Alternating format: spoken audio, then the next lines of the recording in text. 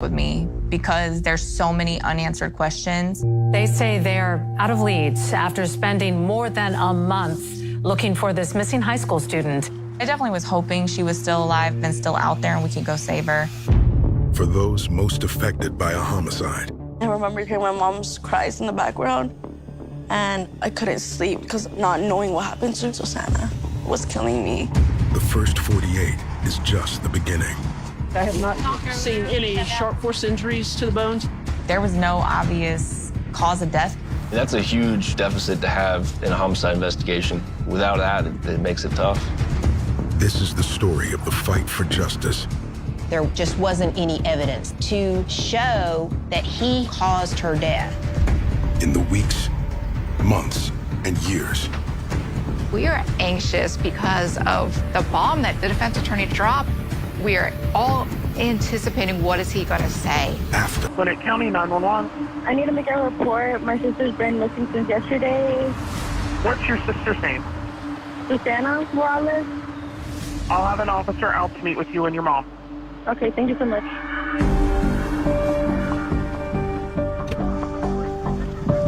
Buenos días.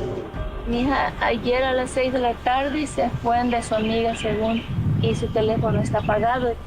Sabemos que llegó a la casa de la amiga supuestamente, pero ellos dicen que se fue a las 9 de la casa de ella. I felt a little overwhelmed because we're all wondering, did she get kidnapped? I'm just like, what could have happened? Su location marcó que la última vez fue a las 10:30. She was like 360 with her friend, and it pinged her last location. So her friends went to go look at that last location, but didn't find anything. ¿Ella ha hecho esto antes? Nunca ha dejado contestar y me dice que nunca... ¿Qué tenía puesto cuando se fue? Eso se miraba ayer.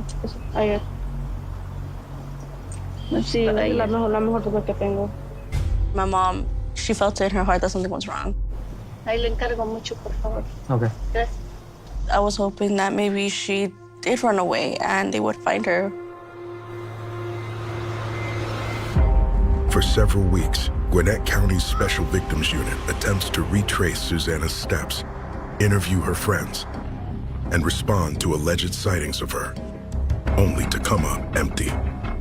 They say they're out of leads after spending more than a month looking for this missing high school student. This flyer is all across Norcross and Gwinnett County.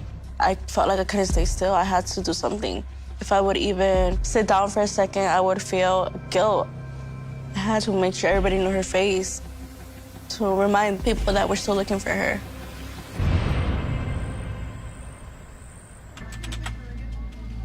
After months without any leads on Susana's whereabouts.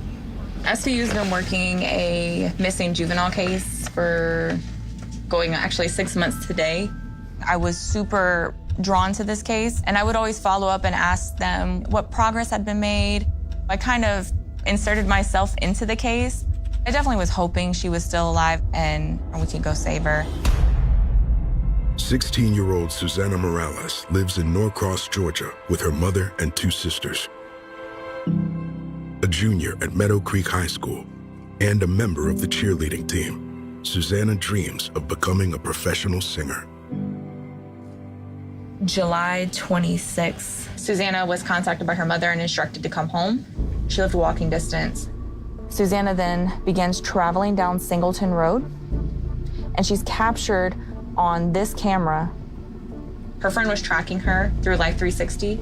Then out of nowhere, she starts going the opposite direction and at a speed of 40 miles per hour, indicating she was in a vehicle.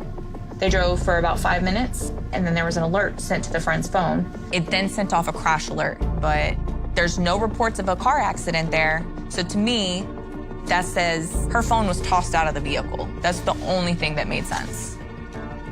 And then the phone remained in that area until it died the following day.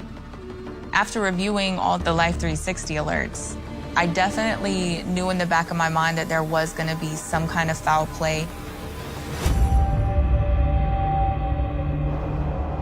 2 weeks later.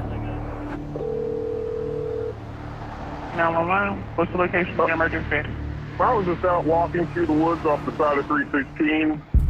A call comes in from a remote area 25 miles from where Susanna was last seen. I found a human skeleton. It's pretty old, very weathered. All right, we're gonna have an officer head out that way.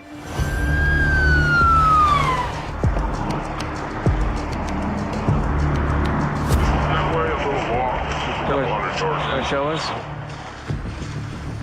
The troll secures the scene and calls for homicide.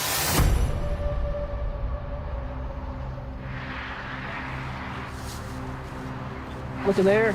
There's another figure. While Carter works an unrelated case, detectives join County Medical Examiner Dr. Carol Terry. It was dark, so it's harder to see what's not there. And the bones were somewhat scattered. We've retrieved a significant portion of the skeleton. The skull's complete. There's no clothing, there's no wallet, there's no, possessions, no effects. I have not seen any sharp force injuries to the bones. Right now, we don't have a cause of death. I know this is likely going to be a challenging case because the soft tissue is gone, and you may need the soft tissue to establish what the cause of death is. Looking at it, the growth plates is not fused. My assistant who's there is texting our forensic anthropology expert pictures of the remains. She said tibia younger, 17, 18-ish. She said, this looks like a young Hispanic female. Do you have any missing Hispanic females? All of us in homicide immediately thought of Susanna. They were sending pictures of what they had out there, which included her hair, which was the same color as Susanna's hair. My heart dropped at that point. Dr. Terry found in the ground some of the teeth that had fallen out post-mortem. If I can get the dental chart on this person, it should be an easy identification to make. Because we got fillings in tooth number 14. That's pretty distinctive. I was hoping that it wasn't Susanna. You see all these other cases where people are found alive. So there was still hope that she was out there.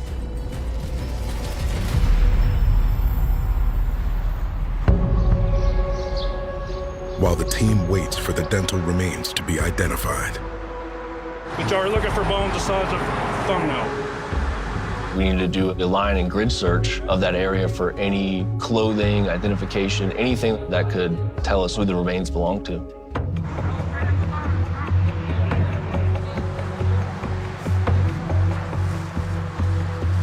It was a very serious mood because I think we all kind of had a feeling who the remains might end up being. Hey, y'all hold up. The pre-recruit kind of raised his hand and said, hey, I think you need to come look at this.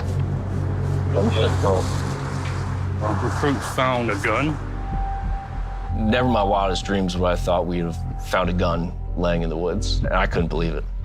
Probably 30 yards past where the skeletal remains were found. It's definitely suspicious. You want to run that really quick? We had the serial number ran over the air through our dispatch. We're returning to 99. It means it's stolen. The day after Susanna went missing, the gun was reported stolen from the same apartment complex where she was last seen.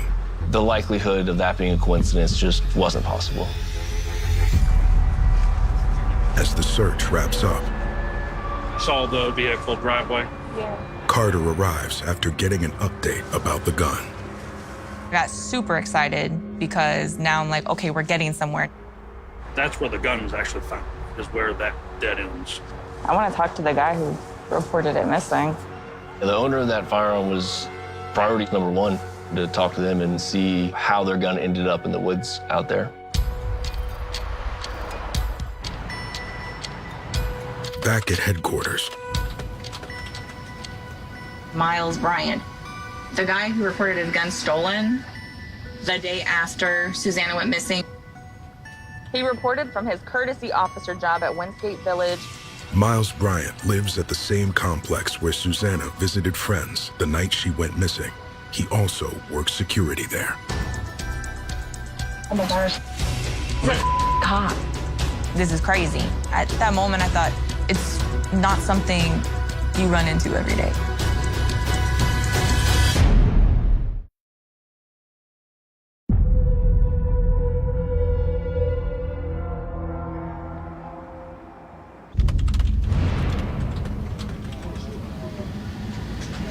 like getting crazy. Where is he an officer? Doraville. The gun owner, 22-year-old Miles Bryant, works for the Doraville Police Department, 20 miles southwest of Gwinnett. He has served in the Army for 4 years. No criminal history, which I figured, but he's definitely a suspect in some odd behaviors. Miles had a documented history where he was listed in multiple reports of him allegedly breaking into girls' homes, allegedly stalking another female. The neighbor then showed her video of a man with his face covered in a hoodie grab doorknob, twist it, and push the door, then leave. She believes the person was Miles Bryant. This incident was investigated 4 months after Susanna went missing, but charges were never filed. This guy right here is tingling a lot. He's sticking out. My gut feeling, Miles was the guy that we needed to start focusing on. I've learned that 9 times out of 10, my intuition and my gut feeling are correct, but just your gut feeling isn't enough to arrest anybody. The next thing we needed to do was getting his phone records, which were going to help us identify where he was at the time Susanna went missing.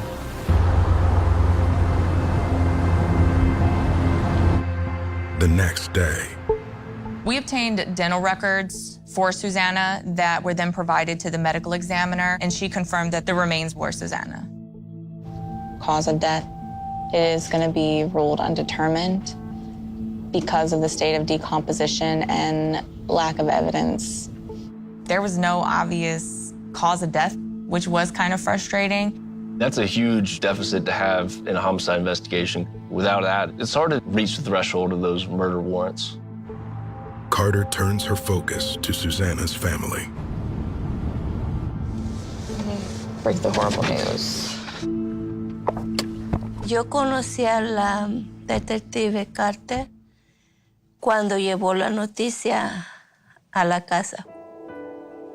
Ellos pudieron explicar y que pudo haber sido estrangulada.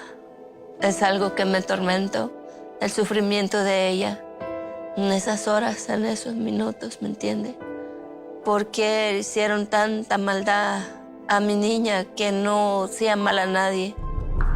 I remember hearing my mom's cries in the background, and I couldn't sleep because of the not knowing what happened to her was killing me. While waiting on Miles Bryant's phone records, I looked on my floorboard and the my Glock 19 holster is on the floorboard. Fortunately, we were able to find the body camera from when Miles reported his gun as stolen.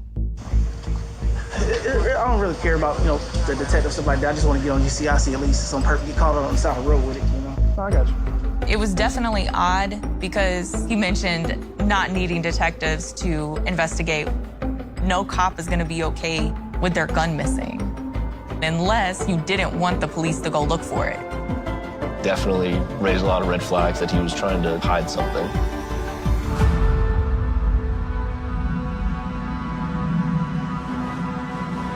Two days later, We just got phone records back on our suspect.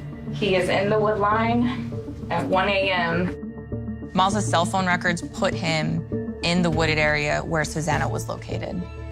I have chills right now. From where Miles lived, it's probably a 30 to 45-minute drive, so it definitely was suspicious that he was out there a few hours after she went missing. I definitely started feeling a lot more urgency because he's in a position that he could put more people in harm's way. There's no question. We need to move on him. We need to talk to him.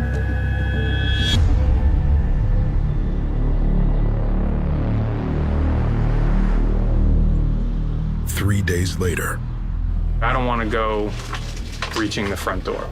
We need to go up and knock. So if we go in there with flashbangs and guns and everything else, he ain't gonna say. Well, there were many discussions on how to approach Miles. We kind of wanted to play it like, oh, cool, like, we just need your help. You're one of us. He says no and tries to shut the door. Are we stopping him? I think at that point, we have to tell him we would have a search warrant. And you're detained. the team heads out to Miles's apartment. Me and Garrick just went and sat in the complex. Target's walking towards the F-150. until he walked outside, and then we approached him on foot. Hey man, what's up? You doing all right? Here, we're trying to look for anybody helping us out with that missing girl. Oh. You got some time to come up to our headquarters and just talk about, you know, what you see on a daily basis? Yeah, does it be today? Yeah. We got no leads, man. We're just trying to document everything. That's all we are. Get up front seat, all right, ma'am?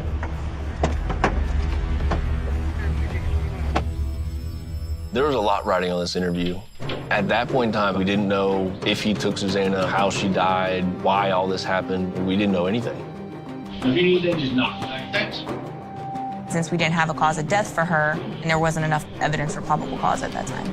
If he did do it, then I wanted him to confess. So I charged him with the murder.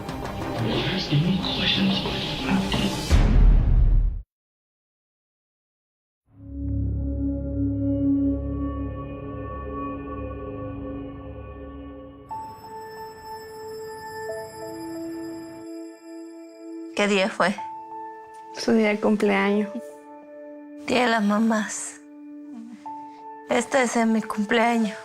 Ella ahí está feliz con sus flores. Mira, siempre con su sonrisa hermosa. Todos los videos, todas las fotos de Susana, usted la va a ver con una gran sonrisa. Susana era tan creativa. Susana se hacía letras basadas en sus emociones. I would love hearing her sing. She was learning the piano, the guitar. So I just love watching her do that. Pasión por la música pensó como de muy pequeña. Pero Susana para mí fue como una hija. Yo sé que usted es su madre. Y ella fue mi hermana. Yo sé que, pero tú la cuidaste desde cuando estaba pequeña, porque yo solo estoy trabajando. Y fue muy apegada a mí en el sentido de que yo la tomé como que mi responsabilidad como mamá. Y para mí fue muy duro. Y yo agradezco a Dios por haber experimentado los momentos tan bellos con Susana.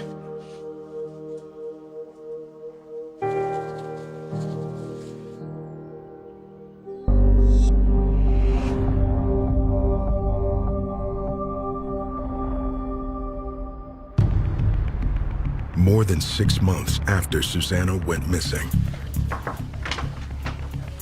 Hey! Hey, how you doing? I'm good. I'm Detective Carter.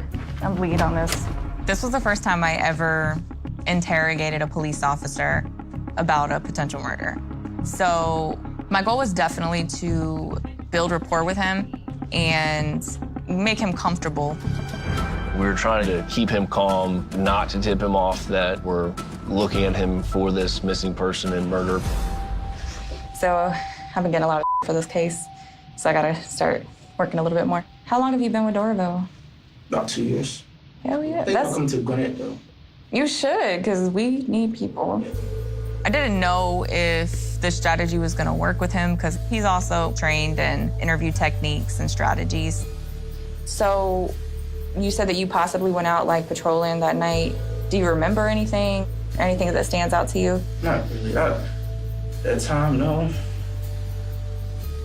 That was a while ago, man. So I know that your gun was stolen. Do you know if it was located or anything yet? No, I haven't heard anything. At that point, we wanted to start laying the trap for Miles. So I started giving him little bits and pieces of information that I knew. So we did find your gun, actually, yes.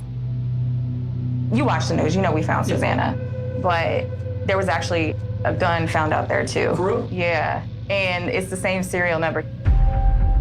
I wanted to get his reaction to see what he would say. He was like, oh, that's crazy, but it didn't seem like a genuine shock. Do you know where she was found? 316 somewhere. Do you ever go in the woods and stuff out there? In the woods now. I need you to think really hard though with me. Think of anybody that was out there that night, because I know you were out there patrolling that night. Me and my girlfriend actually arguing that night. Mm-hmm. So I think I just was driving around. What were y'all arguing about? Miles says his girlfriend confronted him about cheating on her. I went toward, God, this sounds bad. It sounds terrible. Probably went up Lawrenceville area. Lawrenceville's pretty big, so I'm not sure what you're talking about. It is over about 316. I mean, you're saying that's bad. I mean, the area where... Yeah, I'm gonna be honest. My gun was found in that area, you know. Technically was in that area, stuff like that, you know. I don't think you have anything to hide. I mean, you're a police officer. I know disrespect. I'm really getting, you know, I say perk vibes. These feel like suspect vibes right now. Why? The way, you know, the way y'all talking. We're just talking. I think he felt like he was still kind of in control at that point, but I think he also knew that he was in trouble. So I did get your phone records. So I know you were already up there. I don't know what you're thinking, but no. We know you were there, but we need to figure out why and what happened. I'm being 100% honest. I literally never seen her. Your phone is right there where your gun was dropped. Carter kind of flipped the script and put the pressure on him. I think Miles felt powerless in that moment. I was on 316, but in the woods, no. I would not do that. That's, whoa, I'm nervous right now. You've been nervous the whole time. Take a minute, take a breath. You got to y'all put me as a suspect in this. It's a question about if you are a cold-blooded killer or if you made a mistake. I would not do that and say, well, maybe I messed up. No, none of that. Not involved. All right, well, we do have to get your phones, okay? All right, just hang out. It's definitely frustrating. We were hitting dead ends. If he's not going to change his stance, we needed to take a break and regroup. He's not gonna come off of it. You wanna try? Maybe it's because I'm a female. Given his history, I didn't think he really respected women. So I made the decision to switch places with Sergeant Poppy to hopefully see if Miles would respond to him more. So we read body language, right? Big time. And the stuff you're giving us is just not telling us that you're not guilty. I did not do that. Most people who say that do not say it with force. Me and Sergeant Poppy went back in and kind of just hit Miles a little more aggressively. Why was your gun being stolen, like, of so little importance to you? I have a lot of guns. So I went to report it. You told the officer, you don't even have to investigate this. Because if we investigate it, we're gonna find it, and it's gonna be near a dead body that you killed. No. I feel like you reported it stolen. Because you're trying to set up an alibi for your gun. No, it's not why. I'm starting to change as a suspect. Miles was either gonna break and confess, or he was gonna shut down and say he's done talking.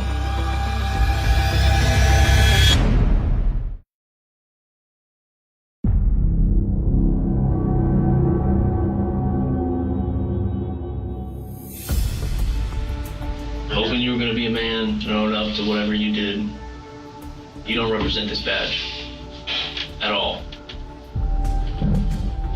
You'll be charged. Since Miles didn't confess to anything during his interview, we weren't able to charge him with the murder.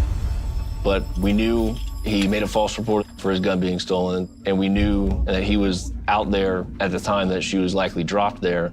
So we charged him with concealing a death and false report of a crime. The decision was made to charge him with these crimes to get him off the streets because he's clearly a danger. I definitely was nervous and anxious because if we don't find the evidence that we needed to charge him with the murder, he could potentially walk.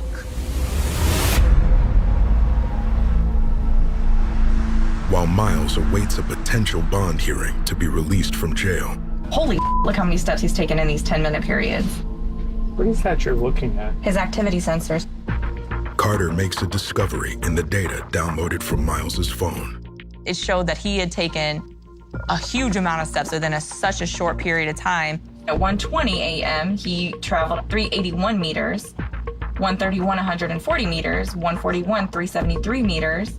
The activity was recorded when Miles's phone was in the woods where Susanna's remains were found.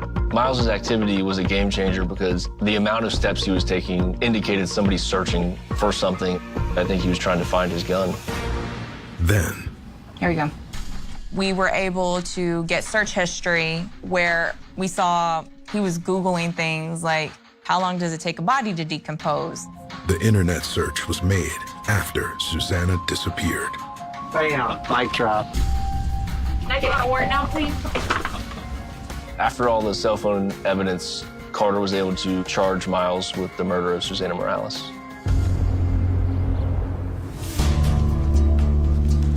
My initial impressions of Miles' case, I thought it was a strong case. There was no motive. There was no cause of death.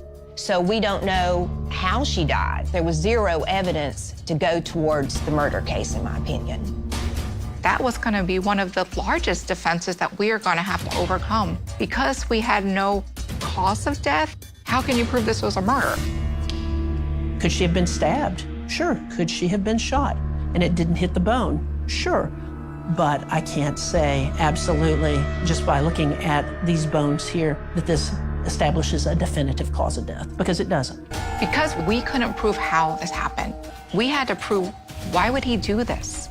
In researching and investigating Miles Bryant, he had a history of allegedly stalking women.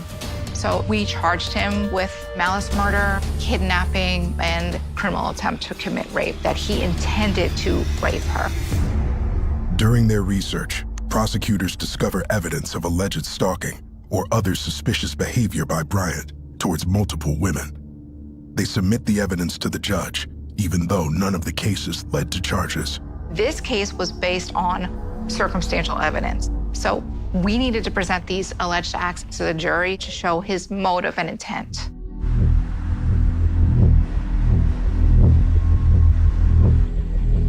Nearly 2 years after Susanna's death, the trial of Miles Bryant begins. State ready? We're ready, Your Honor. Defense ready? Yes, Lord.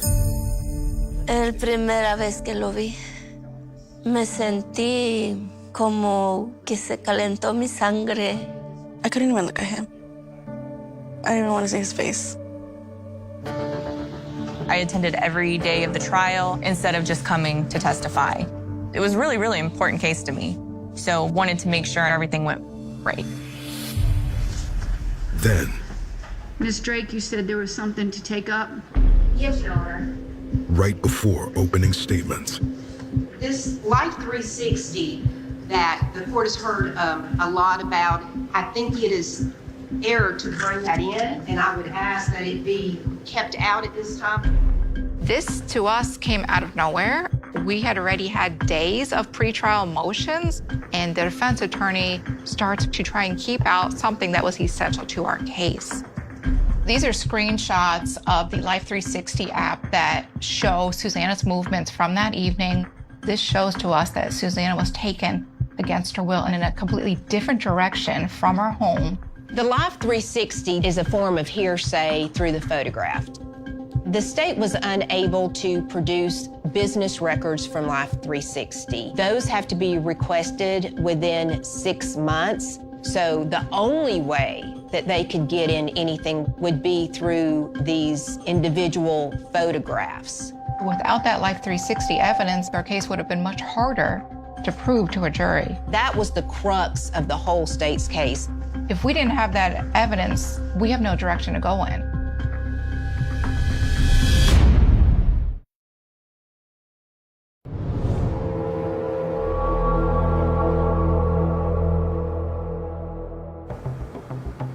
At this point, that is hearsay because it's not a business record exception. The defense was arguing that because these screenshots from her friends' phones didn't come from the Life 360 corporate headquarters, that they were not official. We relied on case law that shows that people who receive the messages are able to testify to it. the judge makes her ruling. I am denying Mr. Bryant's motion.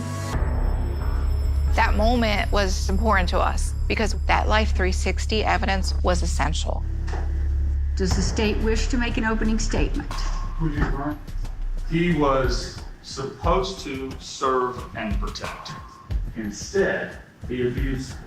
He is a cop who turned into a killer. You don't have to laugh my client. And in fact, at the conclusion of this trial, you're going to think that he is the most callous, uncaring coward that you have ever seen. But you're going to hear from Miles Bryant. He's going to explain to you exactly what happened. We are shocked. None of us expected that Miles Bryant is going to testify. That had always been our strategy. I felt that in order for any shot at an acquittal, he needed to testify. We are anxious because of the bomb that Tracy Drake dropped. We are all anticipating what is he going to say. State ready to proceed with first witness? Okay. Prosecutors call Susanna's mother, Maria, to the stand. How long was it from when Susanna disappeared to when the police found her?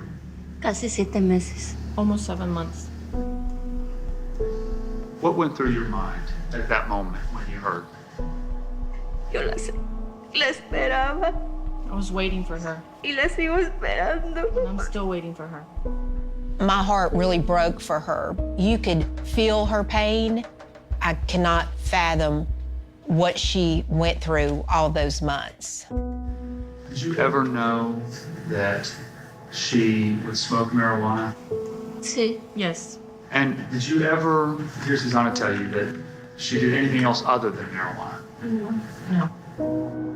We had to get that information out there because we figured the defense attorney would try to smear Susanna's character. You mentioned you thought that she had tried a drug, something crystal. Would that be crystal meth? Can't say for sure. You also remember telling Detective Carter that it was something meth. Possibly, yes. I can't say for sure.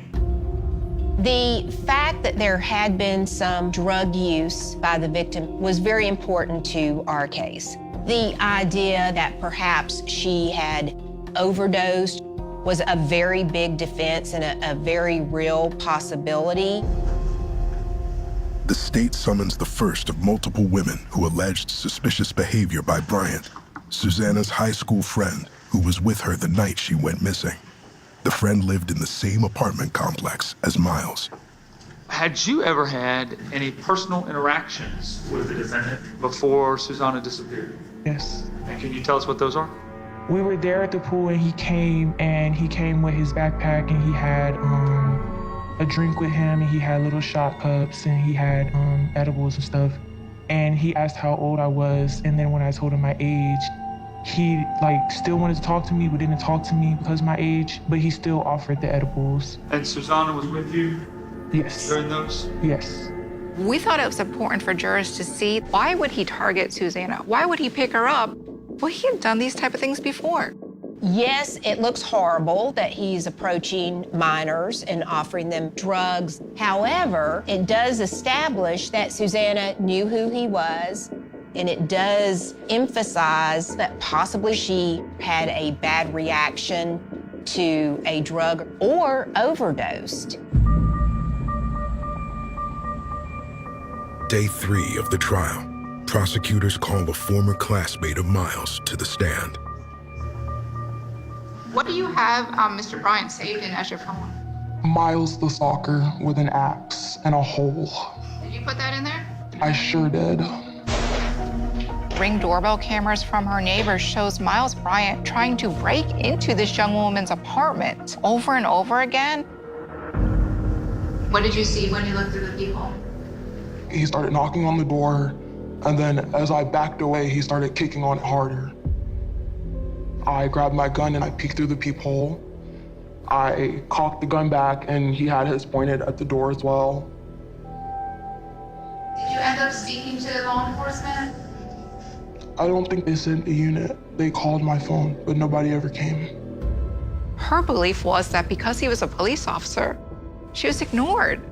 I knew that the prior bad acts kind of puts a bad taste in the jurors' mouths, but that doesn't mean that they had proven kidnapping, rape, or murder. Finally, the state calls their key witness, Chief Medical Examiner, Dr. Carol Terry. As Dr. Terry is coming into court, All of us were nervous about what were the jurors gonna think, because she's the one who ultimately says this is a murder. And we didn't have that. All right, good afternoon, Dr. Terry, how are you? Fine, thank you. Worst case scenario was that the defense grilled her as to why there's no cause of death, and the jury start believing some of those defense arguments, and we lose a murder charge.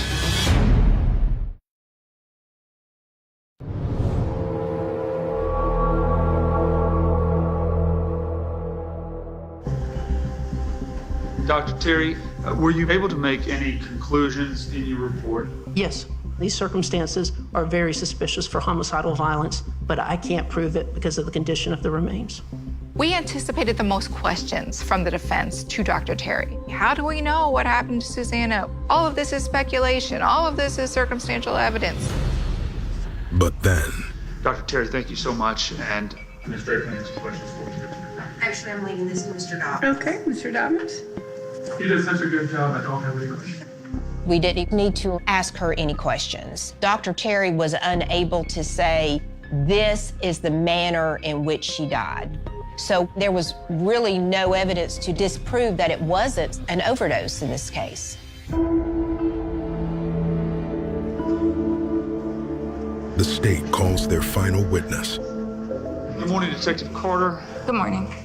And submits their last piece of evidence against Miles.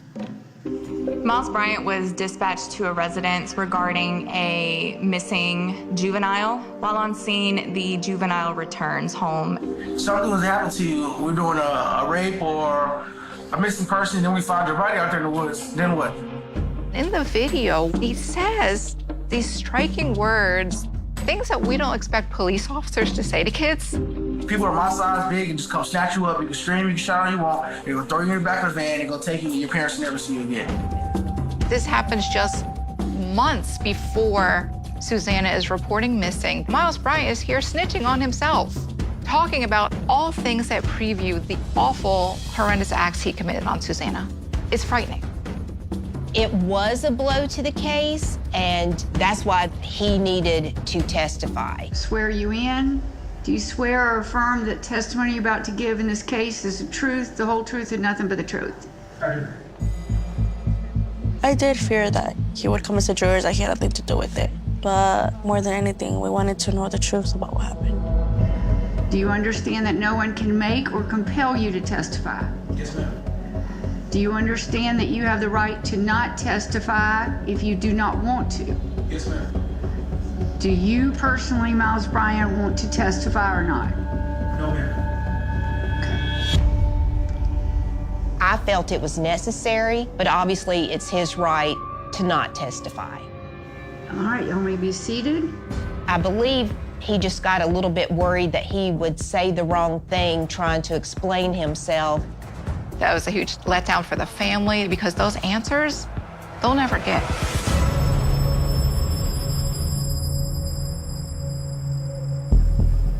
The jury begins deliberations. Waiting on a verdict is awful. You rehash in your mind the whole trial. I was nervous, and I was wondering why it was taking them so long to decide.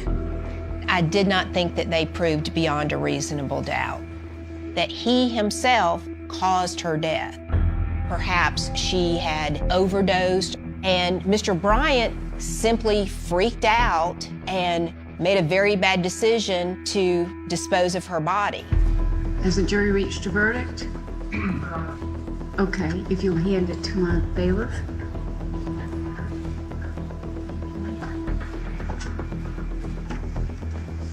It was the longest 3 minutes of my life. Tell us, just say it. State of Georgia versus Miles Bryant. Count 1, malice murder.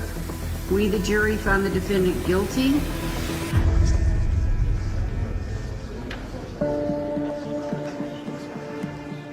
I lost it. The attorneys, they were like, calm down. But I was just so excited because I knew all of the work paid off. I remember tears coming to my eyes, and I looked back at Susanna's mom because that's what we were here for. ¿Se sintió que se hizo justicia? Miles Bryant es un monstruo y está donde debe estar para que no siga haciendo mal a las jovencitas.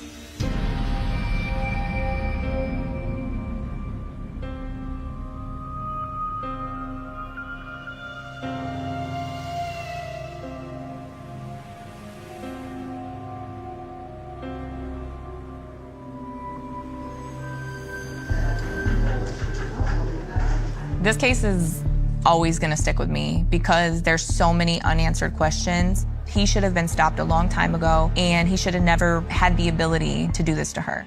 Miles Bryant abused the badge. In this awful, awful case, it was so important that there were so many strong women that put a stop to that.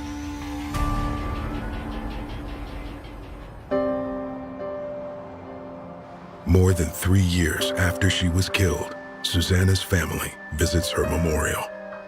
I will forever miss Susanna. Sometimes I forget that she's not even here, and then I remember. It's really hard. Thank you for coming. Of course, I wanted to see you. Seeing the memorial, it just reminds me of why I do what I do. It makes me really sad still. She wants to know if we can go all the way in there. En mi corazón hay dolor. Trato de seguir al día, pero morí ese día que ella se fue. I'm sorry, guys. There's a phrase in Spanish, paz que pasa todo entendimiento. Although it hurts so bad sometimes that I can't breathe, that she's not with me, the only thing that gives me peace is God. Some crimes vanish from newspaper headlines. Others disappear into forgotten filing cabinets, buried beneath layers of dust and bureaucracy, until even the detectives who once chased them retire with more questions than answers. But every so often, one case refuses to die. It lingers in whispered conversations, in fading photographs taped inside family albums, in empty chairs at holiday dinners, and in the uneasy silence that settles over a town every time someone mentions a familiar name. In the fall of 1981, the small farming community of Ash Creek, Missouri, became home to one of those stories. People still remember the weather. Cold enough for jackets before sunset. Dry wind carrying fallen leaves across Main Street. Cornfields already stripped bare after harvest, leaving endless rows of dark earth stretching toward the horizon. It looked like any ordinary October evening. Stores closed on time. Porch lights flickered on one by one. Pickup trucks rolled slowly down quiet roads. Nothing suggested that before sunrise, an entire community would begin asking the same question. Where did Emily Carter go? Emily was 26 years old, a freelance photographer, quiet, observant, endlessly curious. She had a habit of carrying 2 cameras everywhere, one loaded with black and white film, the other with color. Friends joked she never truly looked at people. She studied them. She noticed details nobody else saw. Mud on boots, fresh scratches on truck doors, wedding rings suddenly missing from familiar hands. She believed every photograph told 2 stories, the one people wanted others to see, and the one hiding just outside the frame. On Friday afternoon, October 16th, she left a local newspaper office carrying a canvas camera bag and a small leather notebook. She told her editor she was driving west to photograph abandoned railroad bridges before developers demolished them. It sounded believable. Emily often chased forgotten places, empty churches, closed factories, decaying barns. She loved documenting history before it disappeared forever. Nobody questioned her. At exactly 4:18 p.m., she stopped at Miller's Grocery on Highway 12. Security cameras were rare in small-town Missouri in 1981, but the owner later remembered selling her a bottle of water, 2 rolls of Kodak film, and a pack of peppermint gum. She seemed distracted, he told deputies, like she was thinking about something. He asked if she wanted her usual coffee. She smiled. Not today.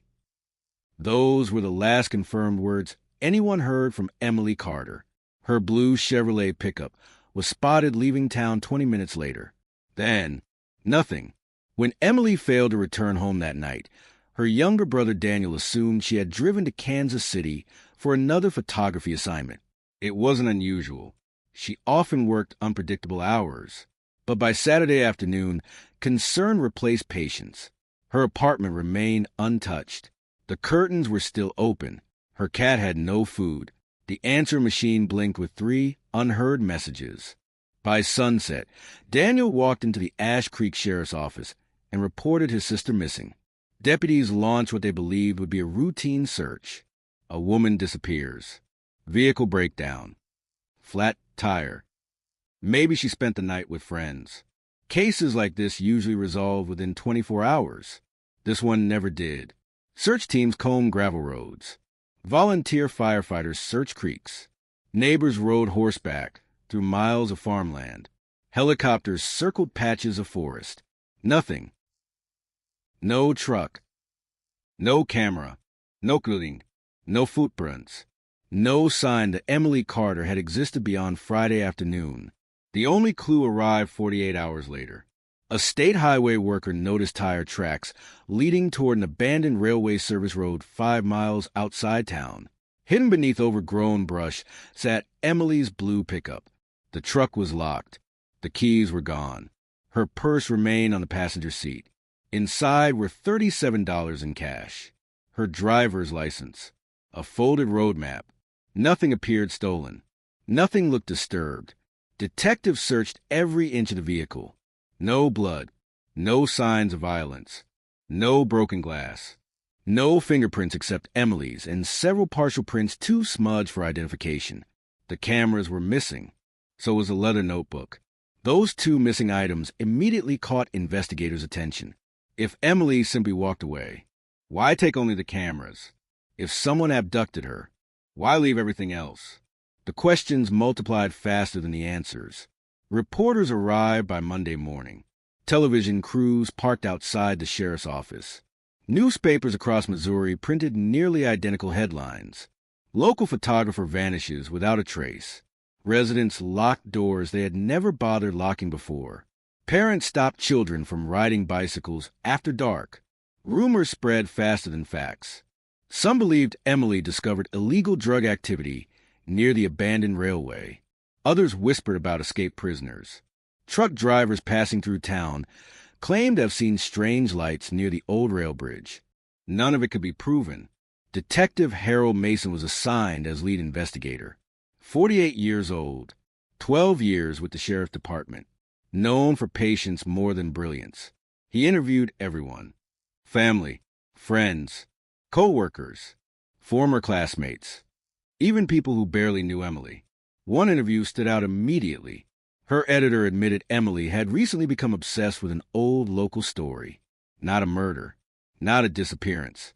A train derailment from 1964. Official records described it as an accident involving hazardous cargo. 3 railroad workers died. The case closed within weeks.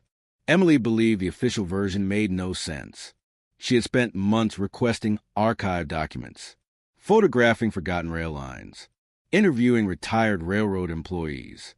She repeatedly told co-workers the story was bigger than anyone realized. Someone lied. She had said, "I just don't know who." Detective Mason searched Emily's apartment. Stacks of books covered the dining table. Boxes filled with newspaper clippings. County maps marked with red circles. Dozens of photographs from abandoned rail stations. Most looked ordinary. Broken windows. Rusted tracks. Collapsed buildings. Until investigators noticed something strange. Nearly every photograph contained the same man, always in the background, standing far away, watching, sometimes beside a truck, sometimes near railroad equipment, sometimes partially hidden behind trees, never looking directly into the camera. At first, detectives assumed coincidence.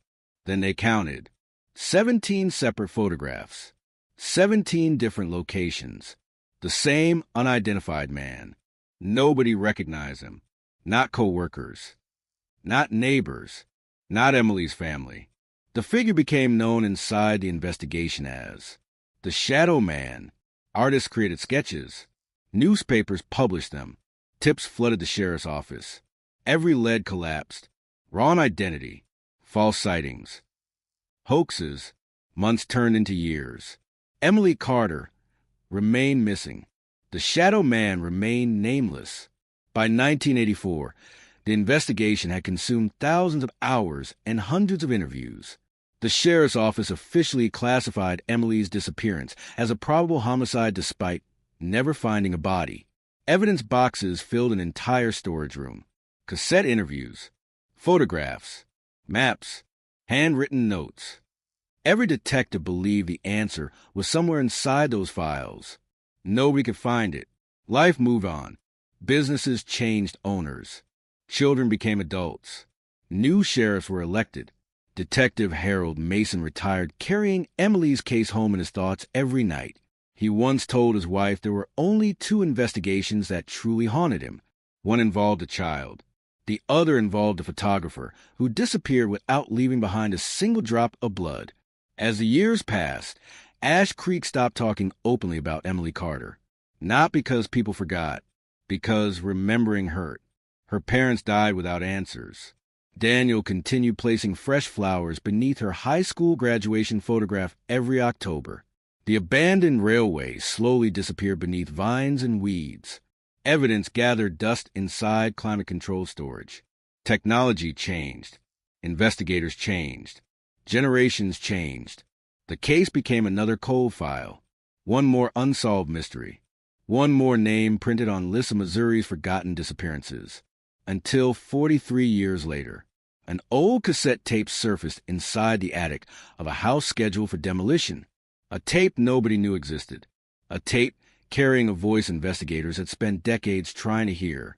And before the recording ended, a man quietly whispered 5 words that would reopen one of Missouri's oldest cold cases. I should have told them. The cassette looked ordinary. A 90-minute Maxwell recording tape. Clear plastic. Yellowed label. No date. No title. Only 2 faded initials written in blue ink. GR. The construction crew almost threw it away. It had fallen from a rotten cardboard box hidden beneath loose floorboards in the attic of an abandoned farmhouse outside Ash Creek. Most of the papers stored with it had already turned to dust. Old receipts, utility bills, hunting licenses. Nothing appeared valuable. Until one worker noticed the tape had been wrapped separately inside a plastic freezer bag. Someone had wanted it protected. The farmhouse had once belonged to Joseph Rollins, a retired railroad mechanic who died in 1998. Rollins had never been considered important to Emily Carter's disappearance. He had given one short witness statement in 1981. Nothing unusual, nothing suspicious. He claimed he saw no one near the abandoned rail line that Friday evening. Investigators interviewed him for less than 20 minutes. His name disappeared into files. Now, nearly half a century later, his initials were sitting on a forgotten cassette. The tape reached the Ash Creek Sheriff's Office on a rainy Tuesday morning. Most deputies expected old family recordings, birthday parties, country music. Nothing connected to an investigation older than many of the officers themselves. Cold case detective Ryan Keller almost ignored it.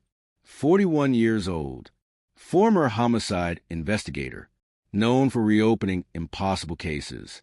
He had spent the last 3 years digitizing forgotten evidence stored in county archives. Emily Carter's disappearance had become his personal obsession. He often joked that the old evidence boxes knew more than anyone still alive.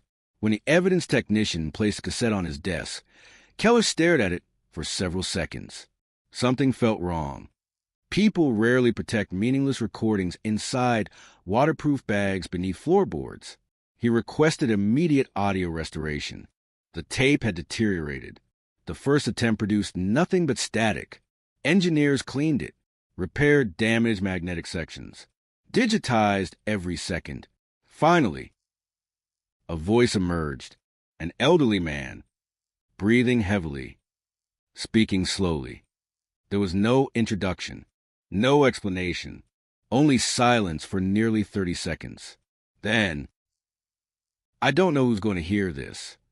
Another pause. I suppose it doesn't matter anymore. The investigators leaned closer to the speakers.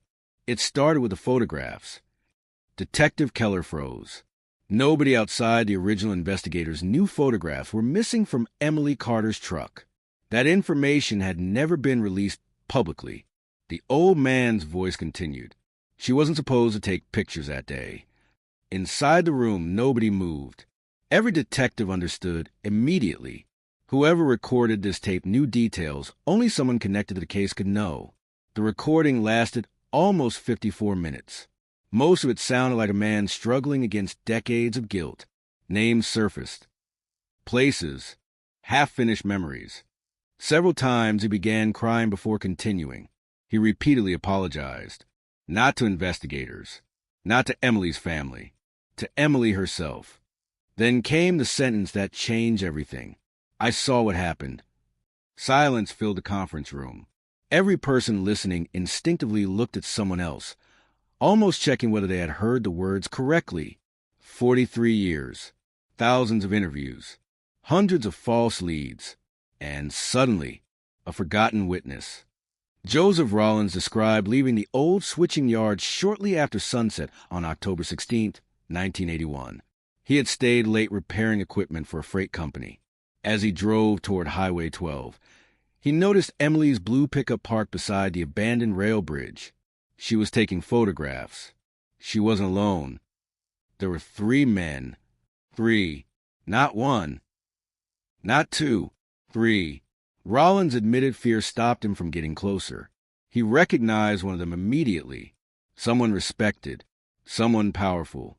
Someone nobody would believe was involved. But before he revealed the identity, the recording skipped. Damaged tape. 23 seconds lost forever. Engineers attempted digital recovery. Nothing. The confession resumed in the middle of another sentence. Arguing about the box. Detectives replayed the audio repeatedly. The box? What box? Emily's notebook? Camera equipment? Something recovered from the railroad? Nobody knew. Rollins described hearing shouting. Then one loud metallic sound. Not a gunshot. Not an explosion. Metal striking metal. After that, silence. He claimed Emily's voice disappeared. The 3 men loaded something into the back of a dark pickup truck. Rollins never saw a body. He admitted that clearly, but he watched the trucks leave in different directions. Then he made the decision that haunted him for the rest of his life. He drove home. He told no one. His explanation was painfully simple. I knew one of them. I was afraid. Detective Keller immediately ordered investigators to reopen every witness interview from 1981, every statement mentioning Joseph Rollins, every railroad employee, every truck owner, every person connected to abandoned rail property. Patterns emerged surprisingly fast. Rollins had worked alongside dozens of railroad maintenance workers during the 1960s and 1970s. One name appeared again and again: Frank Delaney, former rail supervisor, community leader, volunteer firefighter, respected businessman. Interviewed once in 1981. Never investigated further. Why? Keller searched the original interview transcript. Only 2 pages. Delaney claimed he was home watching baseball. No one verified his alibi. The detective who interviewed him scribbled one handwritten note across the bottom. Reliable witness. Nothing else. No follow-up. No background investigation. No timeline verification. It looked almost careless. Detective Keller frowned. Good detectives verify. They don't assume. Why had anyone checked? He continued reading. Another detail stood out. Delaney owned a dark green Ford pickup. Exactly the type of vehicle several anonymous callers mentioned during the first weeks of Emily's disappearance. Those tips had been dismissed because callers couldn't provide license plates. Only colors. Dark truck. Near railroad tracks. The information seemed too vague in 1981. Today, combined with Rollins' confession, it suddenly mattered.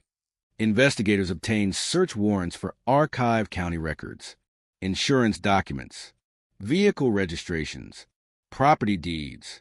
One discovery shocked everyone. Frank Delaney purchased the abandoned switching yard only 6 months after Emily disappeared. The sale price?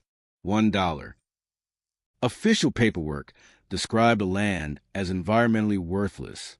Yet Delaney fought aggressively to obtain it. Why buy abandoned railroad property nobody wanted? Unless something remained there.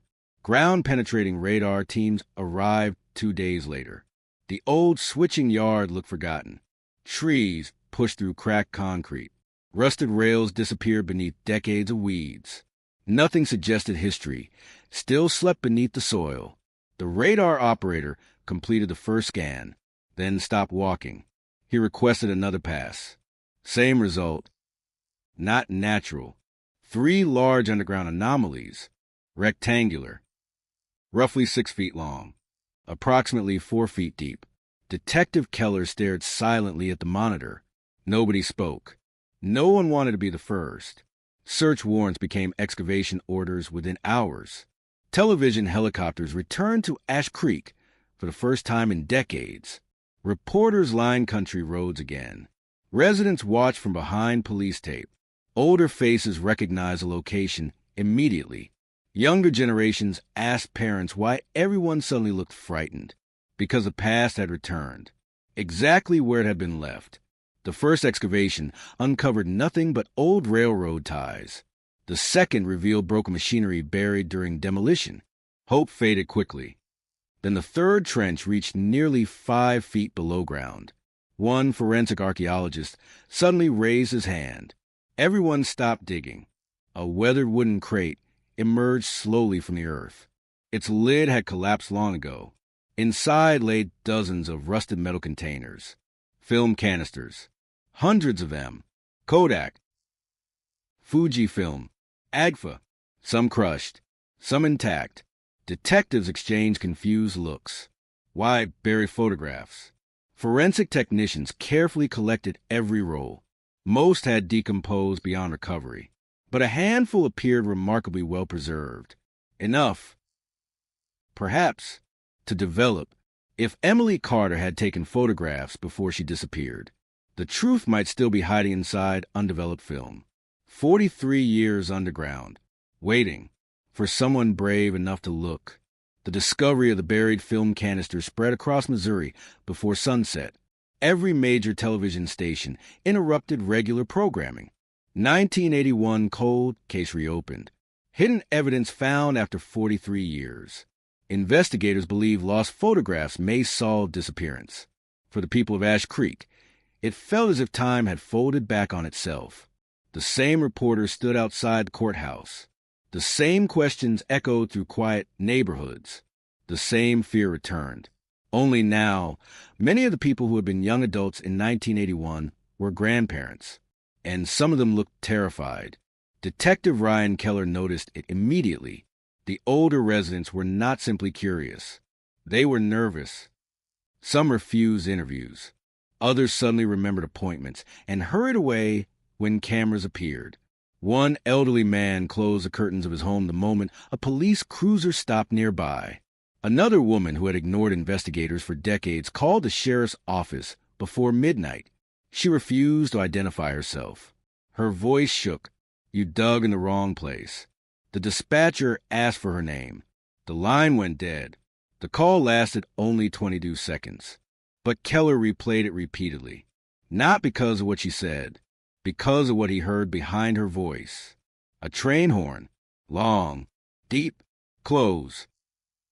Ash Creek no longer had active rail service. Anyone living near an operating railroad had to be outside the county. The anonymous caller was somewhere else. Somewhere she believed she was still safe. The forensic laboratory worked around the clock. Developing film exposed to moisture for more than 4 decades was almost impossible. Most of the recovered rolls had fused together.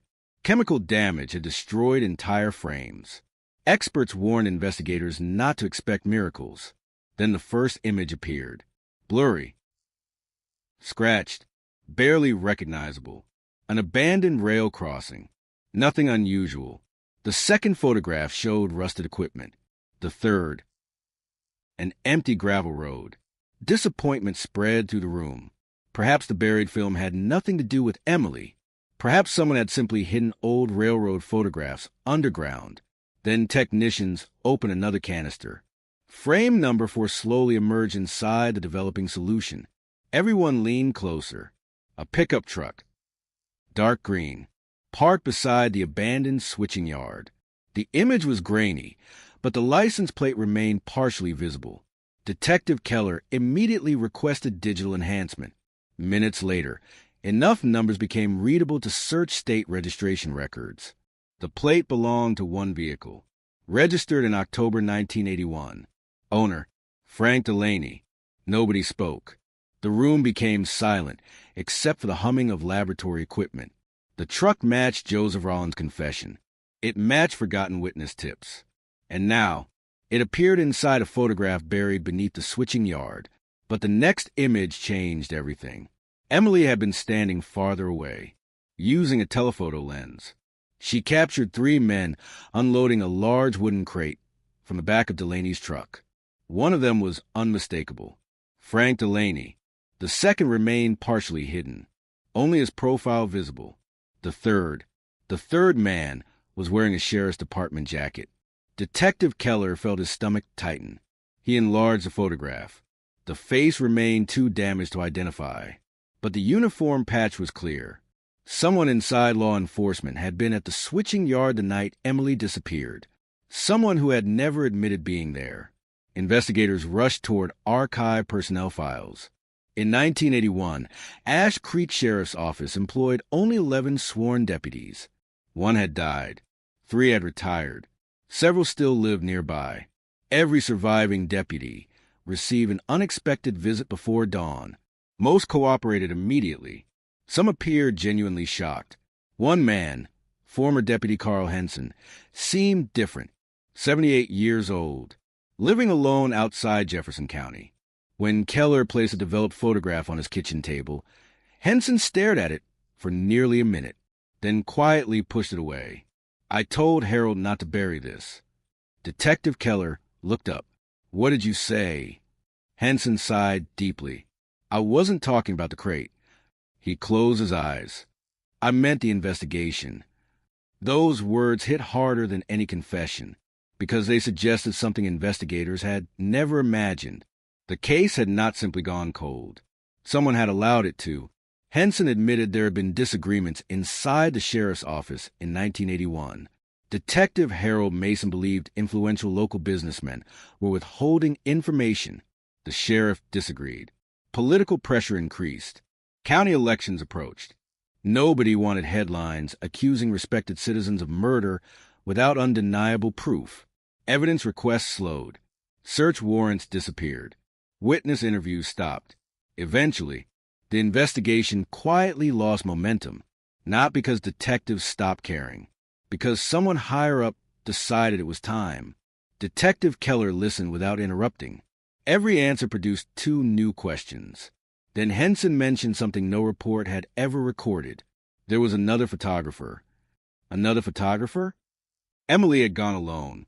Every witness confirmed it. Henson shook his head. That's what everyone believed. He walked slowly toward an old filing cabinet. After several minutes of searching, he removed a faded envelope. Inside rested a single Polaroid photograph, taken sometime during autumn. Emily Carter stood beside another woman, both carrying cameras, both smiling. Written across the bottom in black marker, Emily and Rachel last assignment together. Detective Keller had never seen Rachel before. Neither had anyone else working the case. No, Rachel appeared inside 43 years of investigative files. No interviews. No missing person reports. Nothing. Who is she? Henson answered quietly. Rachel Monroe. She disappeared 6 months before Emily. The room seemed to shrink. Another disappearance? Connected to the same investigation? Impossible. Keller immediately searched statewide databases. No cold case. No homicide. No missing persons record. It was as though Rachel Monroe had never officially existed. Former Deputy Henson explained why. Rachel's family moved away after she vanished. Local police believed she left voluntarily. No criminal investigation followed. No statewide alert. No media attention. No search teams. Her case disappeared before anyone realized it had begun. Detective Keller stared again at the Polaroid. 2 photographers, working together. One vanishes. 6 months later. The second disappears investigating the same abandoned railroad. Coincidence no longer existed. Someone targeted photographers. Someone feared cameras. Someone feared what photographs captured. The forensic laboratory called again shortly after noon. Another film roll had survived. Better condition. Sharper images. Frame after frame documented abandoned rail equipment. Storage sheds. Chemical barrels. Workers moving heavy crates after sunset. Then, the final exposure. Emily must have been running. The photograph tilted sharply sideways. Blurred. Out of focus. But one detail remained horrifyingly clear. A man's face. Only a few feet away from the camera. Looking directly toward Emily. Not surprised. Not frightened. Angry. The expression frozen forever inside damaged film. Forensic artists enhanced the image. Age progression software adjusted for 43 years. Facial recognition searched drivers' license databases. No match. Then Detective Keller noticed something everyone else missed. The man wasn't looking at Emily. He was looking, past her, at someone standing behind the camera. Meaning Emily had not been alone when she pressed the shutter one final time. Someone else witnessed what happened next. Someone who had never come forward. Someone who might still be alive. And somewhere inside thousands of forgotten witness statements. Their name had already been written once before. Investigators simply hadn't realized its importance. Detective Keller ordered every witness statement from October through December 1981 scanned into a searchable database. More than 3,000 handwritten pages, interview notes, telephone tips, anonymous letters, patrol logs, search reports. Most investigators expected the process to take weeks. Instead, the first breakthrough came before midnight, not because of advanced software, because of one sentence everyone had overlooked for 43 years. The sentence appeared inside a 3-page interview conducted on October 21st. 1981. The witness was a 14-year-old paperboy named Ethan Brooks. His statement had been dismissed at the time. The investigating deputy wrote 2 words across the top of the report. Probably imagination. Ethan claimed that on the night Emily disappeared, he rode his bicycle along County Road 6 after delivering newspapers to a farmhouse. He said he saw headlights moving near the abandoned switching yard. That part matched dozens of other tips.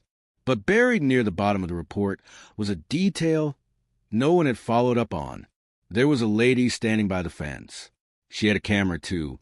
She wasn't Emily because her hair was shorter. Detective Keller read the sentence 3 times. Another woman. Another camera. Another witness. Rachel Monroe. Suddenly the forgotten Polaroid made sense. Emily had not gone to the rail yard alone. She had arranged to meet Rachel. Or perhaps Rachel had returned to the same place months after vanishing. Either possibility shattered the original timeline. Keller reopened every record connected to Rachel Monroe. There were almost none. No driver's license renewal after 1981. No employment history. No tax filings. No marriage records. It was as though Rachel Monroe's identity simply stopped existing. Then an evidence technician called from the archives. We found a box. What kind of box? One that isn't listed anywhere.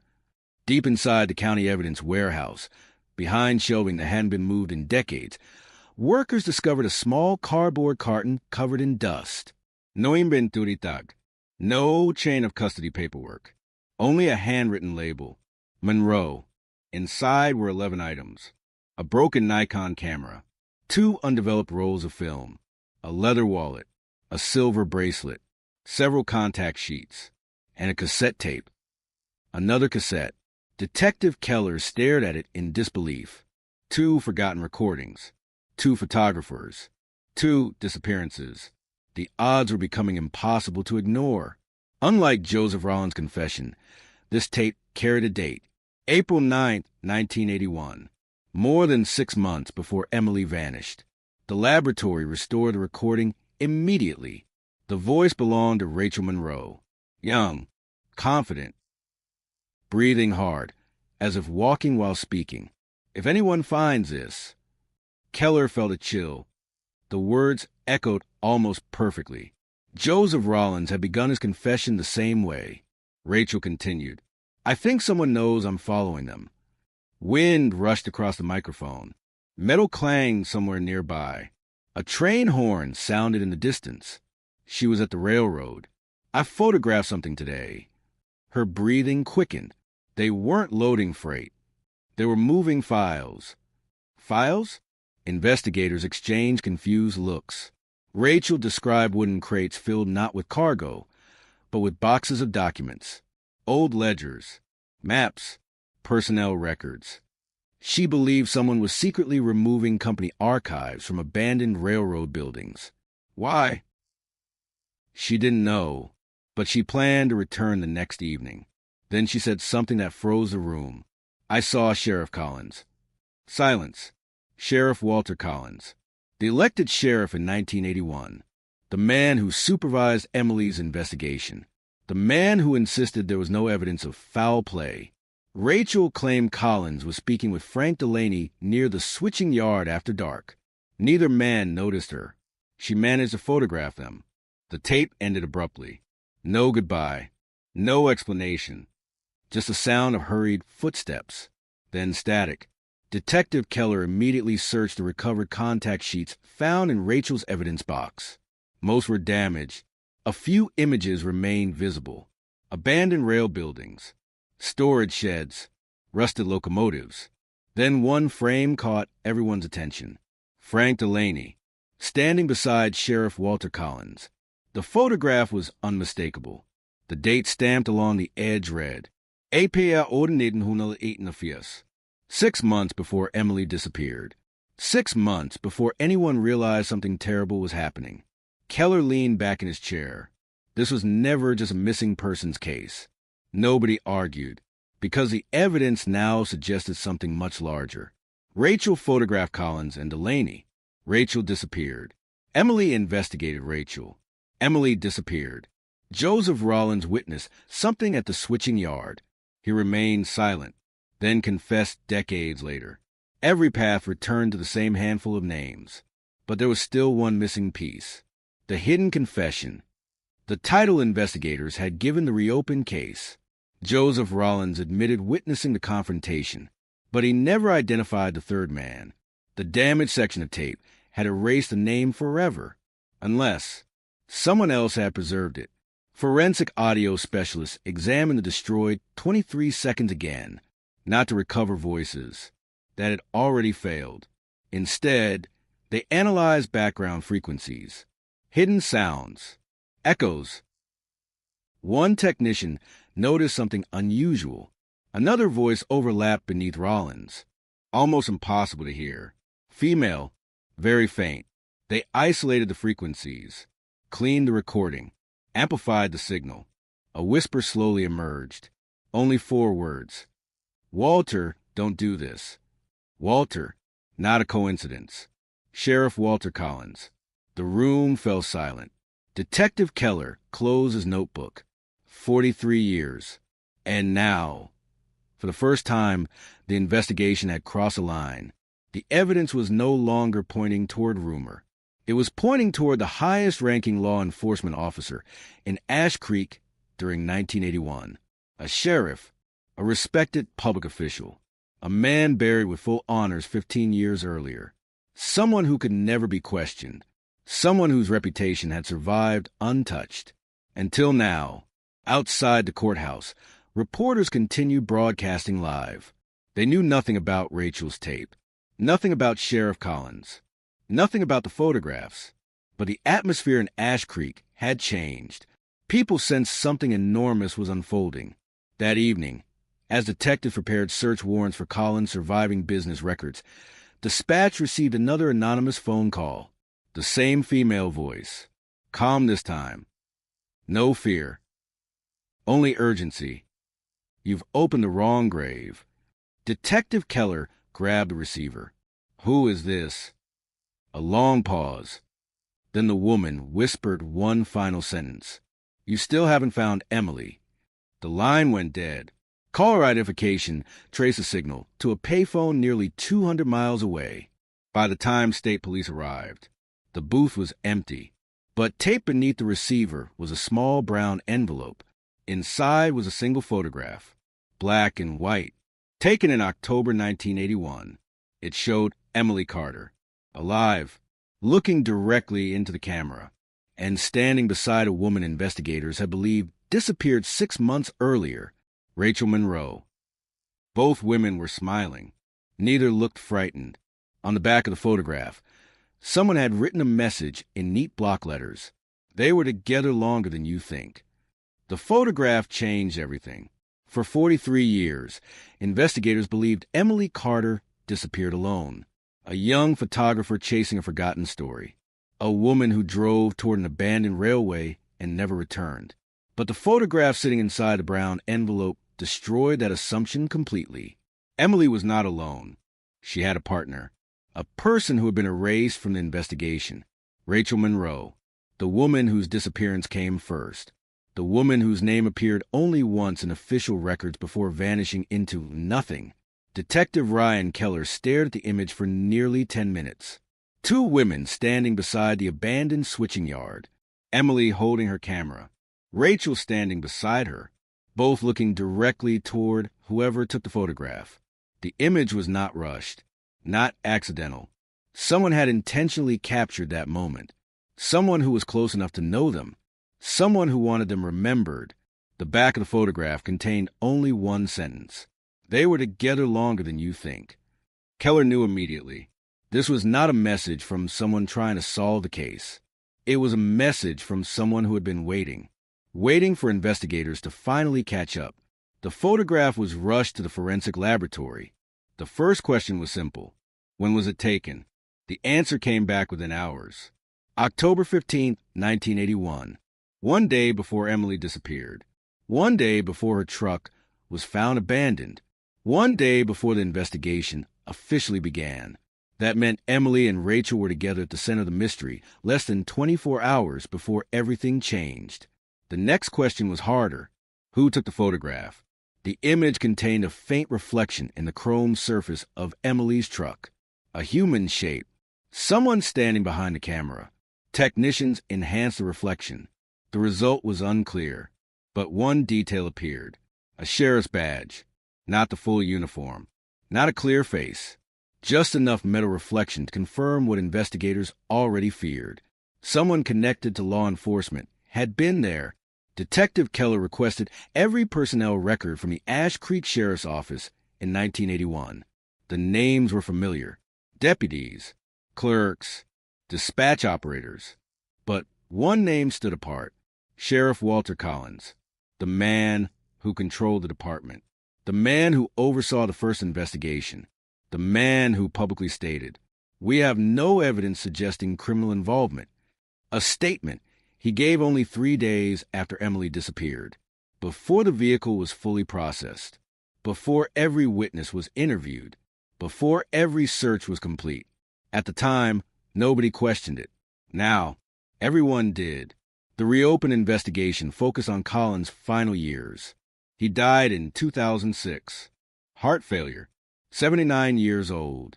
A respected figure in Ash Creek.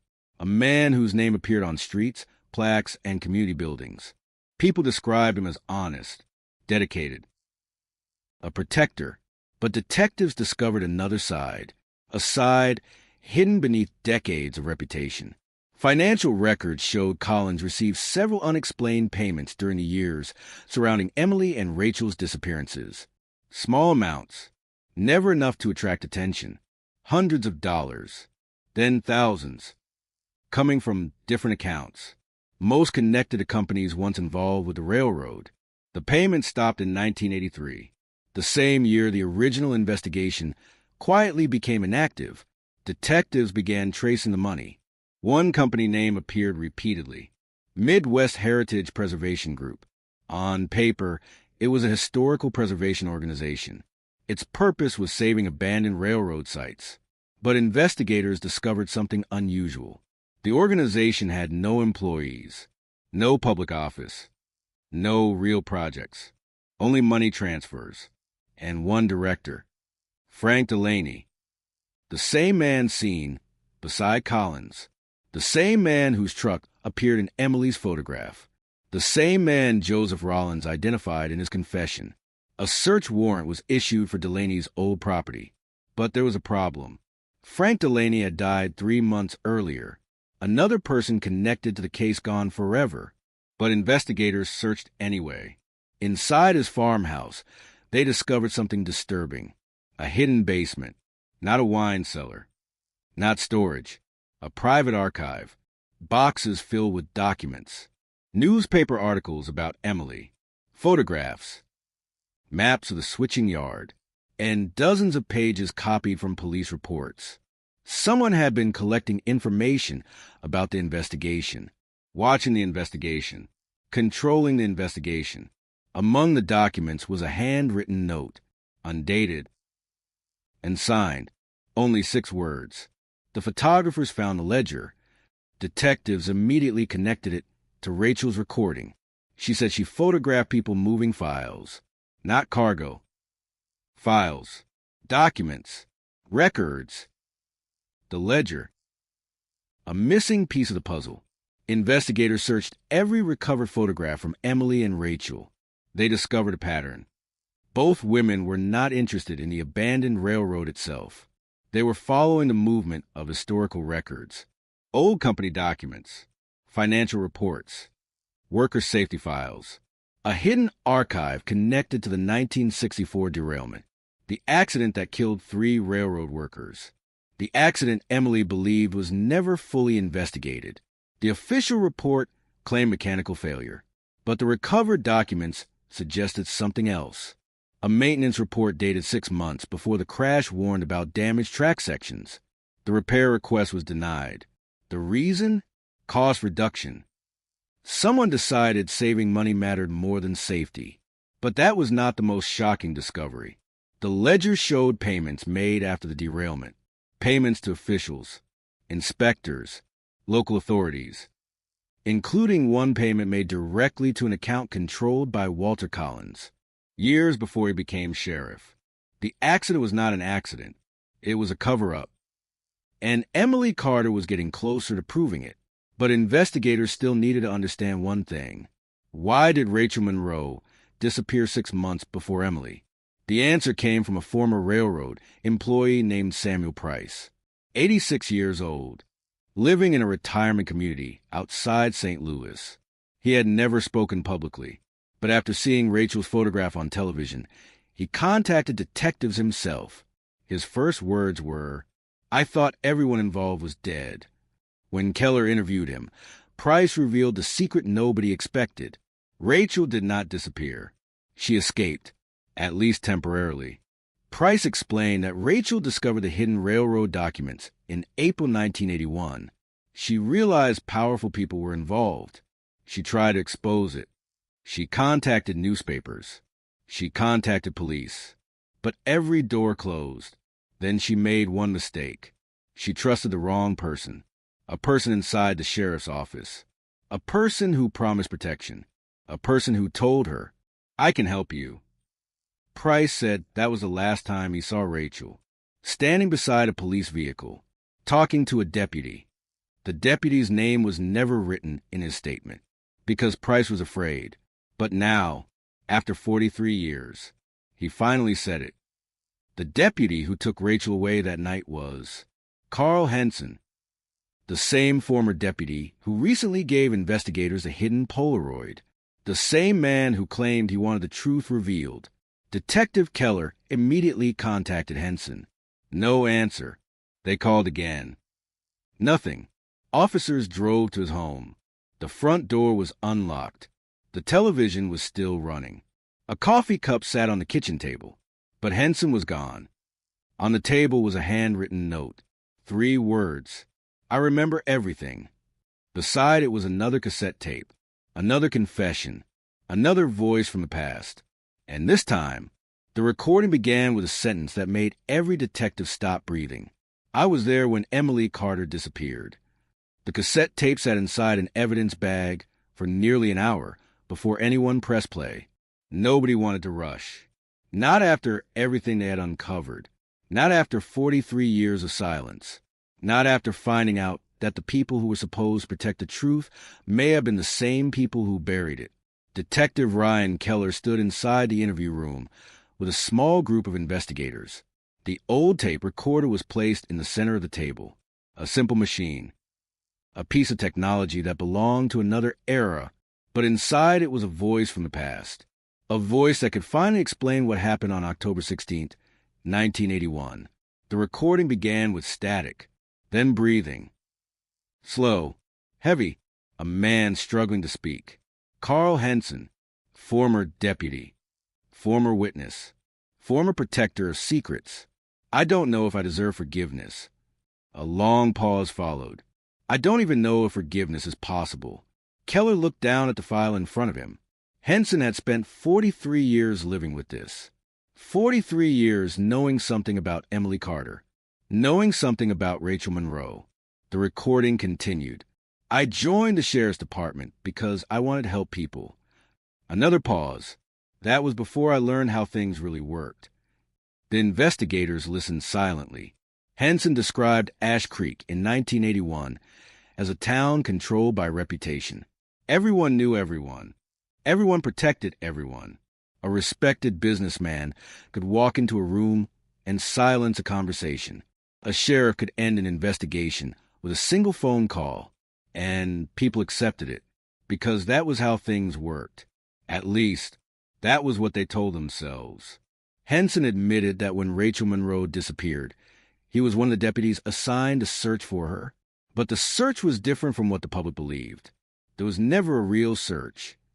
Those words shocked investigators. Henson explained that Sheriff Collins had already decided Rachel left voluntarily, before evidence was collected, before witnesses were questioned, before anyone checked her apartment. The case was controlled from the beginning. Then came the detail that changed the entire investigation. Rachel had evidence, not just photographs, not just rumors. Proof. She had discovered a hidden storage room beneath the old Railroad Administration building. Inside were decades of records, safety reports, financial documents, private agreements, names, payments. A complete history of corruption hidden inside forgotten files. Rachel photographed everything. Then she contacted Emily, because Emily was the only person she trusted. The two women had met years earlier at a photography workshop. Emily was younger, more ambitious, but Rachel saw something in her. A person who cared about stories other people ignored. Someone who believed forgotten people deserved to be remembered. When Rachel disappeared, Emily did not walk away. She investigated. That was the moment she became a target. Henson admitted he was ordered to follow Emily, not arrest her, not threaten her. Just watch. Collins wanted to know what she found. But Emily found more than expected. She found Rachel. Alive. Hidden. Waiting. That revelation changed everything. For 43 years, investigators believed Rachel vanished forever. But according to Henson, Rachel survived. At least for a while. The recording continued. Emily helped Rachel hide. The words echoed through the room.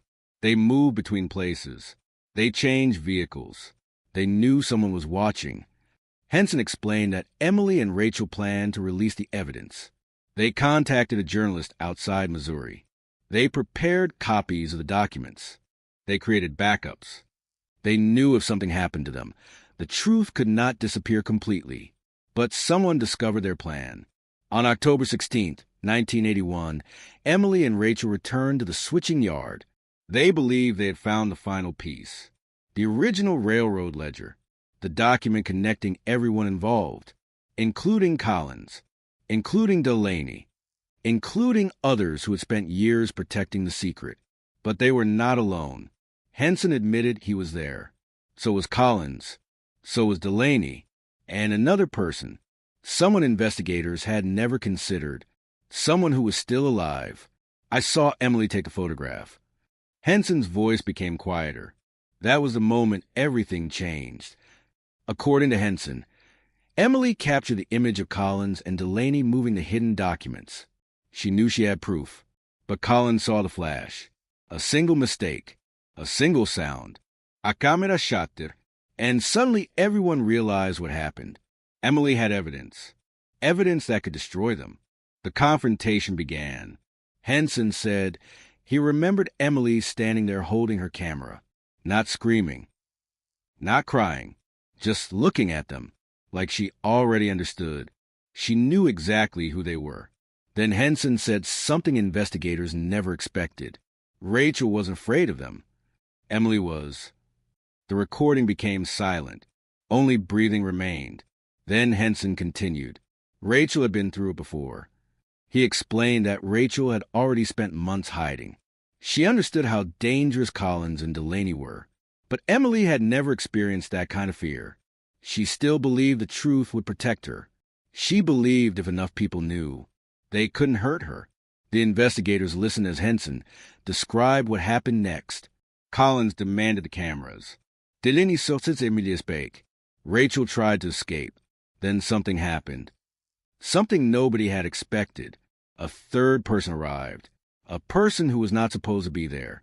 A person who changed the entire situation. Henson stopped speaking. The tape continued recording. 10 seconds. 20 seconds. 30 seconds. Then his voice returned. I never knew his name. Detective Keller looked up. Who? Who was the fourth person? Henson described him only by appearance. A younger man. Late 20s. Dark jacket. No uniform. Someone Collins seemed to recognize immediately. That detail was impossible, because Sheriff Collins was the most powerful man in the county. Who could make him afraid? The recording continued. The young man had the ledger. The room went silent. The ledger. The missing document. The reason everyone was fighting. The man who arrived had already taken it. He was not there to steal it. He was there to control it. Henson said the man made a deal. He would return the ledger, but only if everyone involved followed his instructions. And those instructions included one thing. Emily Carter could never reveal what she photographed. Rachel Monroe could never speak again. The investigators froze. The wording was disturbing. Not disappear. Not leave town. Not be convinced. Never speak again. Henson continued. I should have stopped them. But I didn't. He admitted he watched. He admitted he followed orders. He admitted that fear controlled him. But then came the most important part of the confession, the part that reopened the entire case. Henson said Emily was not killed at the switching yard. She was moved. The evidence was staged. The truck was abandoned intentionally. The cameras were taken intentionally. Everything was designed to make people believe Emily vanished without a trace.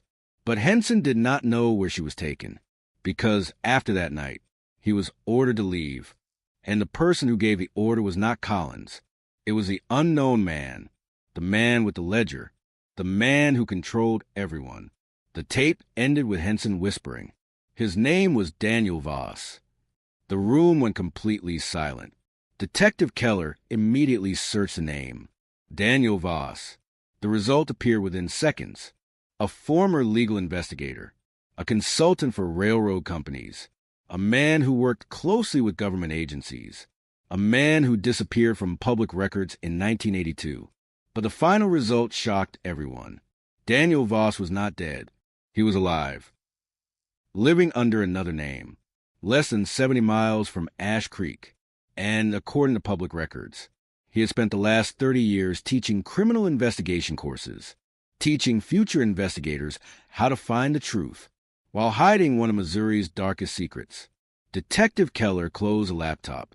The cold case had changed. It was no longer about finding out what happened. Now, it was about confronting the person who had spent decades making sure nobody ever knew.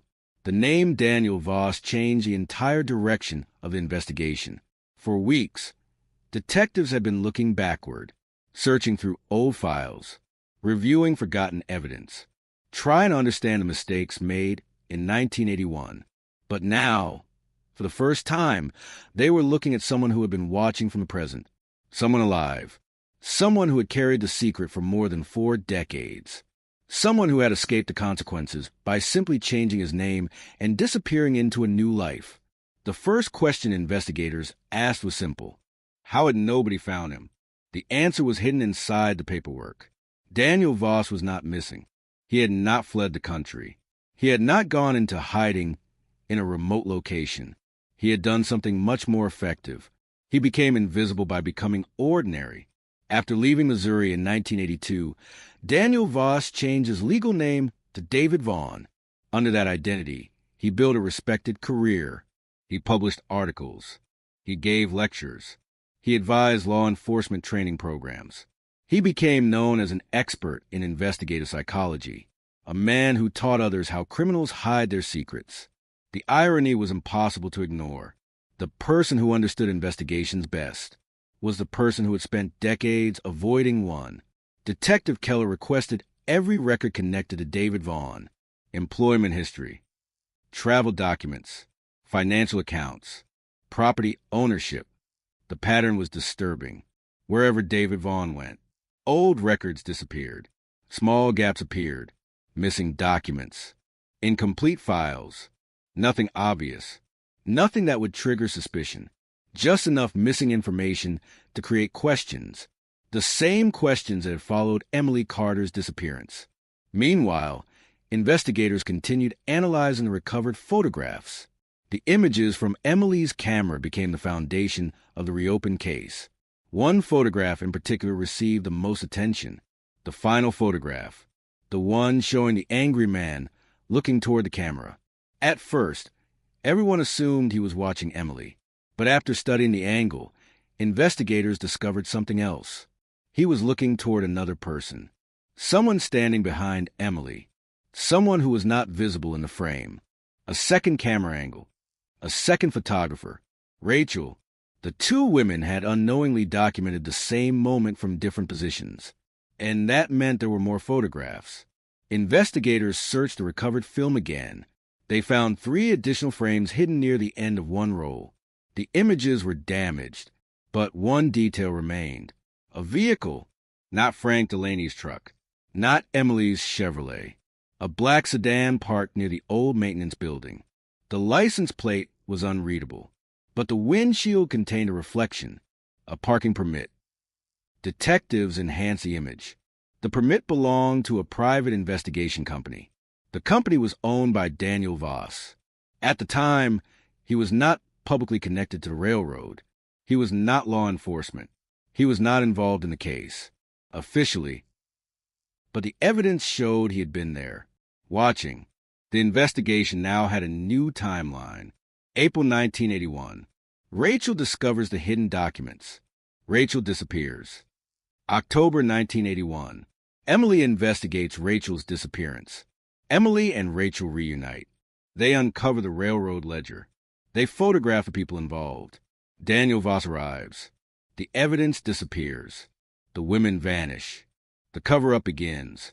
For decades, that timeline remained hidden, until one cassette tape, one forgotten photograph, one confession. The search for David Vaughn began immediately, but investigators discovered something unexpected. He was already waiting.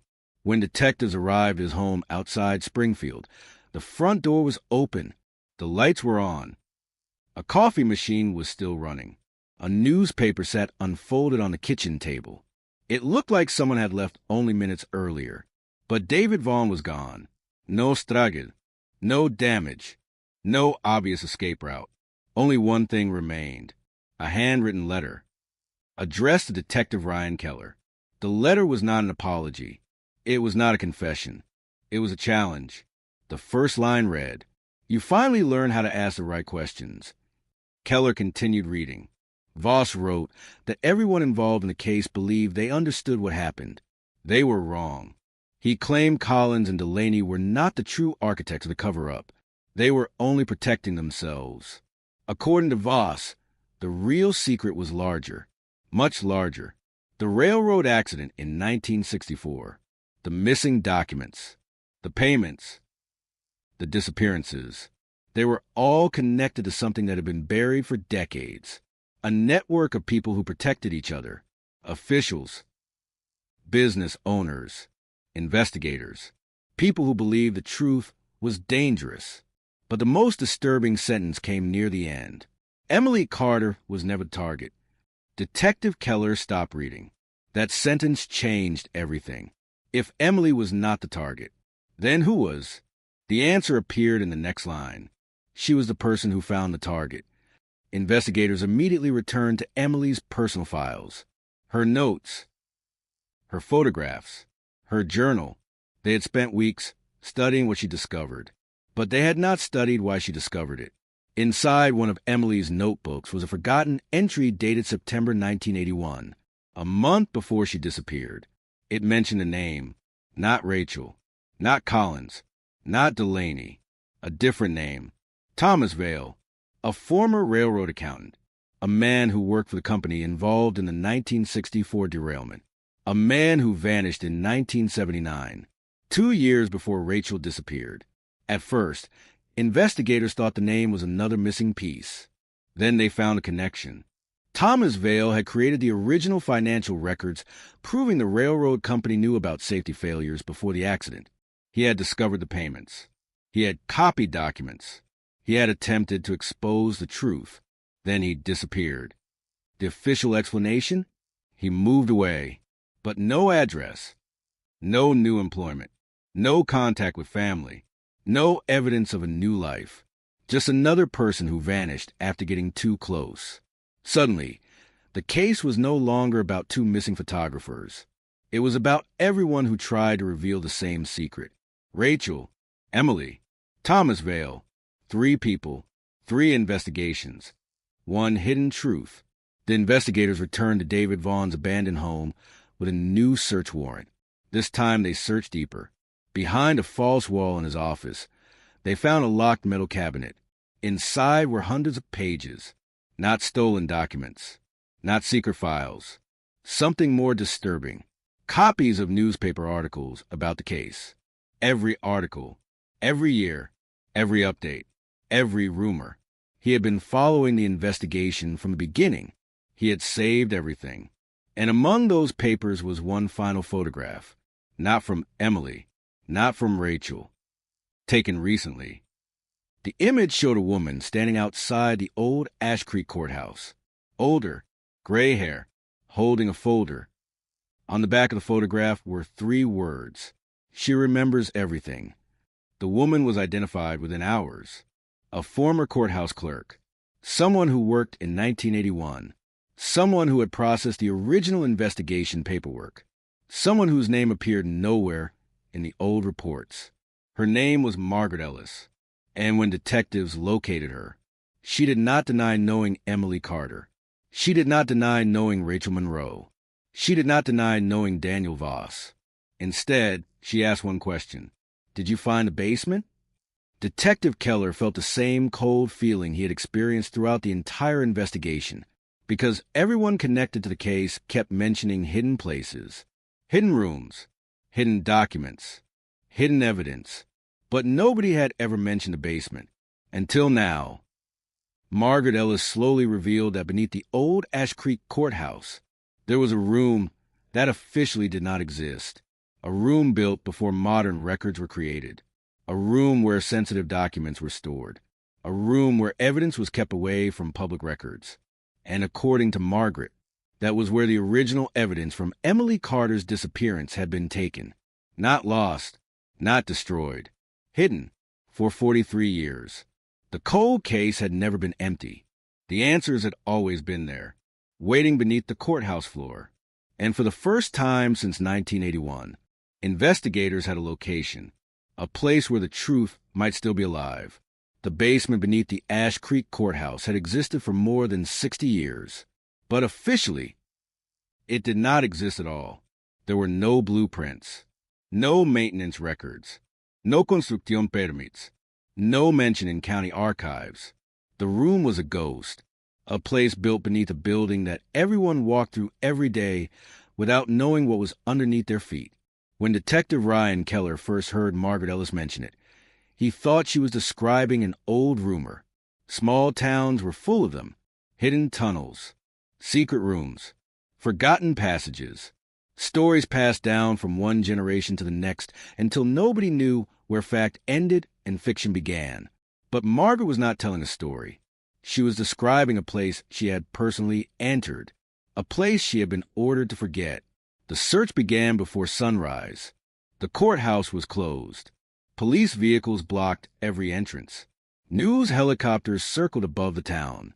Residents gathered across the street, watching the building that had stood at the center of Ash Creek for nearly a century. Nobody knew what investigators expected to find, but everyone understood one thing. The past was coming back. Inside the courthouse basement, workers removed old wooden panels behind a storage room. Behind the wall was a narrow concrete staircase. The steps were covered in dust. Nobody had walked down there in years, maybe decades. Detective Keller moved slowly, flashlight in hand. Every sound echoed. The air smelled like old paper and rusted metal. At the bottom of the stairs was a steel door. No handle, only a small keyhole. Margaret Ellis stood behind the investigators. She looked at the door, then quietly said, "That's where they kept the things they didn't want found." A locksmith opened it. The door resisted at first, then suddenly gave way. Inside was a room frozen in time. Metal filing cabinets, wooden boxes, stacks of folders, old recording equipment, evidence bags. Everything covered in dust, but nothing destroyed. Someone had protected this room. Someone had maintained it. The investigators began cataloging everything. The first box contained old railroad documents. The second contained financial records. The third contained photographs, hundreds of them. Detective Keller immediately recognized the handwriting on the labels. Emily Carter. The room contained the work of two women who had vanished while trying to expose the truth. Their investigation was here. The evidence they collected was here. The proof they died trying to reveal was here. For decades, everyone believed Emily had taken the photographs with her. They were wrong. Someone had taken them from her. Someone had hidden them. And someone had protected them. The discovery created a new mystery. Why keep the evidence? If someone wanted the truth buried, why preserve the very thing that could expose them? The answer came from a small envelope found inside the deepest filing cabinet. No label. No date. Only one word written across the front. Insurance. Inside were copies of documents, photographs, names, and a letter. The letter was written by Daniel Voss, but it was not addressed to anyone. It was a warning. If something happens to me, this information becomes public. Detectives stared at the page.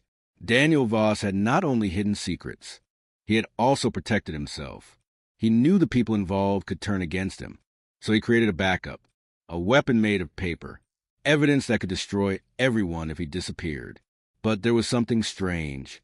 The letter was dated November 1981, 1 month after Emily vanished, meaning Daniel Voss was still alive, still active, still moving pieces around after the disappearance.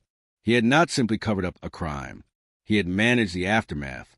The next discovery came from a small audio recorder, a reel-to-reel tape labeled, "Meeting November 4th, 1981.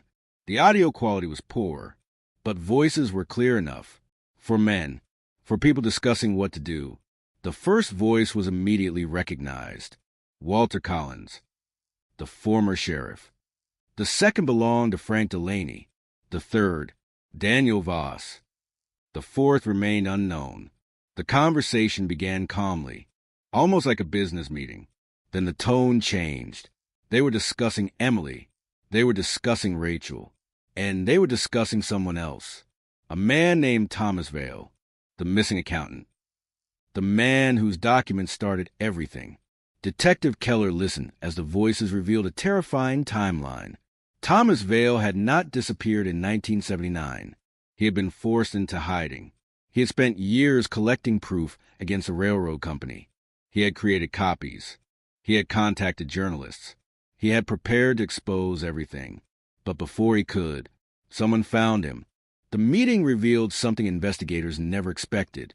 Thomas Vale was still alive in 1981, and Emily knew where he was. That was why she was dangerous. Not because of the photographs, not because of Rachel, because Emily had found the person who could destroy the entire operation. The recording continued. Walter Collins sounded nervous. He can't be allowed to talk. Daniel Voss responded. He already talked. A pause. Then, someone has the copies. Investigators froze. Someone has the copies. Not Emily. Not Rachel. Someone else. The fourth voice finally spoke. A younger voice. Calm. Confident. Then we find everyone connected. The tape ended. The identity of the fourth man remained unknown. But detectives now understood something. Emily Carter was never just investigating an old railroad accident. She had uncovered a chain of secrets stretching back decades. And every person who touched the truth disappeared. Rachel Monroe, Thomas Vale, Emily Carter. The question became unavoidable. How many people had been silenced? The investigation expanded immediately. Cold case teams searched every missing person report connected to the railroad company from 1965 onward. They found patterns. Employees who disappeared after reporting safety violations. Accountants who resigned suddenly. Inspectors who moved away without explanation. Witnesses who changed statements. The same pattern repeated. Someone uncovered information. Someone tried to reveal it. Someone made sure they stopped. The case was no longer one disappearance. It was a system, a machine built from fear and silence. Meanwhile, forensic teams continued examining the hidden courthouse evidence. One discovery changed the direction again. A small envelope containing fingerprints. Old evidence collected from Emily's truck. In 1981, the prints were too incomplete to identify. Modern technology changed that. The laboratory processed them again. The results returned 3 days later. One set belonged to Emily. One belonged to Frank Delaney. The third belonged to someone nobody expected. Detective Keller stared at the report. He read the name twice, then a third time, because the fingerprint belonged to someone who had spent 43 years pretending he was just another witness. Someone who had helped reopen the case. Someone who had confessed. Joseph Rollins. But the fingerprint was not the shocking part. The date was. The print had been lifted from inside Emily's truck, on the driver's door, meaning Joseph Rollins had been inside Emily's vehicle after she disappeared. Something he had never admitted. Something that contradicted his confession. Investigators immediately searched for Joseph Rollins, but he was already gone. His home was empty, his phone disconnected, his car missing. The man who claimed he wanted the truth had vanished the moment the truth started getting closer. Detective Keller returned to the original cassette recording. He replayed Joseph's confession. This time, he listened differently, not for what Joseph said, for what he avoided saying. Every time investigators asked about Emily's truck, Joseph changed the subject. Every time he mentioned the night she disappeared, he stopped before describing what happened afterward. Because Joseph Rollins had not only witnessed the crime, he had been closer than anyone realized. And now investigators had proof. The cold case had cracked open, but beneath the first layer of truth was another secret. Joseph Rollins had left behind one final message, a note hidden inside his abandoned home. Only one sentence written on a piece of paper. I was not the first person who lied. And beneath it, a name. A name that connected the entire mystery back to the very beginning. A name investigators had seen before, but never considered. Emily Carter. Emily Carter. For 43 years, Emily had been remembered as a victim, the photographer who vanished, the woman who searched for the truth and disappeared because of it, the person everyone believed had been silenced. But Joseph Rollins' final note suggested something impossible. Emily had lied. Detective Ryan Keller sat alone inside the evidence room long after midnight. The walls around him were covered with photographs. Emily's face. Rachel's face. Walter Collins. Frank Delaney. Daniel Voss. Every person connected to the case. every person who had carried a piece of the truth. And now, the woman at the center of everything had become another question. Keller hated that possibility, because investigations were supposed to move toward certainty, not away from it. But the evidence did not care about assumptions. It only told the story it carried. The next morning, investigators returned to Emily's apartment, not because they expected to find something new, because they realized they had searched it with the wrong question. For decades, they asked, "What happened to Emily?" Now they asked, "What was Emily hiding?" The difference changed everything. The apartment had been searched in 1981. Every drawer, every closet, every notebook. Investigators found nothing unusual. But modern forensic technology revealed details nobody noticed. Behind a loose panel inside Emily's bedroom closet was a hidden compartment. Inside was a small metal box. The box contained 3 items: a photograph, a key, and a handwritten letter. The photograph was old, older than Emily's disappearance. It showed a group of railroad workers standing beside a maintenance building in 1964. One face was circled in red ink: Thomas Vale, the missing accountant. But the letter explained why. Emily had discovered that Thomas Vale was not just a witness. He was her father. Detectives froze. The revelation changed the entire family history. Emily Carter had spent years investigating a railroad accident without realizing the man connected to the truth was part of her own past. The letter explained everything. Emily's mother had never told her who her biological father was. She had been raised believing Thomas Vale was simply a stranger, a name from an old photograph, a forgotten employee. But when Emily researched the 1964 derailment, she found records connecting Vale to her mother. The discovery shocked her. She began searching for him. She believed he might still be alive. And eventually, she found him. Not dead, not missing, living under another name. Emily's investigation was not just about uncovering corruption. It was about finding the father she never knew. That changed the meaning of everything. The photographs, the questions, the risks she took. Emily was not only chasing a story. She was searching for a missing part of herself. Detective Keller read the letter carefully. The handwriting was Emily's. The date was October 10th, 1981, 6 days before she disappeared. The final paragraph contained a sentence that shocked investigators. "If anything happens to me, don't believe everything you hear." The warning was clear. Emily knew people might lie, including people close to her. The question became, who? The key found inside the box provided the next clue. It opened a safety deposit box at a bank in Kansas City, a box that had remained untouched since 1981. Inside were dozens of documents, copies of railroad reports, financial records, photographs, and a second journal. This journal belonged to Thomas Vale, the missing accountant, the man everyone thought disappeared in 1979. His final entries revealed a terrifying truth. Thomas Vale had not vanished. He had been protected by Emily's mother. Her name was Margaret Carter. She had known the entire story. For years, the woman who raised Emily had hidden the identity of her father, but not because she wanted to hurt Emily, because she was afraid. Thomas Vale had discovered the railroad company's crimes. He had discovered the payments, the falsified reports, the destroyed safety records. But he also discovered something worse. The corruption reached beyond the railroad. It reached into law enforcement, into local government, into the people responsible for protecting the community.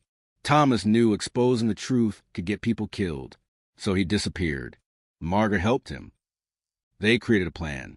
Thomas would stay hidden until enough evidence existed to expose everyone involved. But the plan failed, because Rachel Monroe found the documents. Then Emily found Rachel. The truth started moving faster than anyone could control.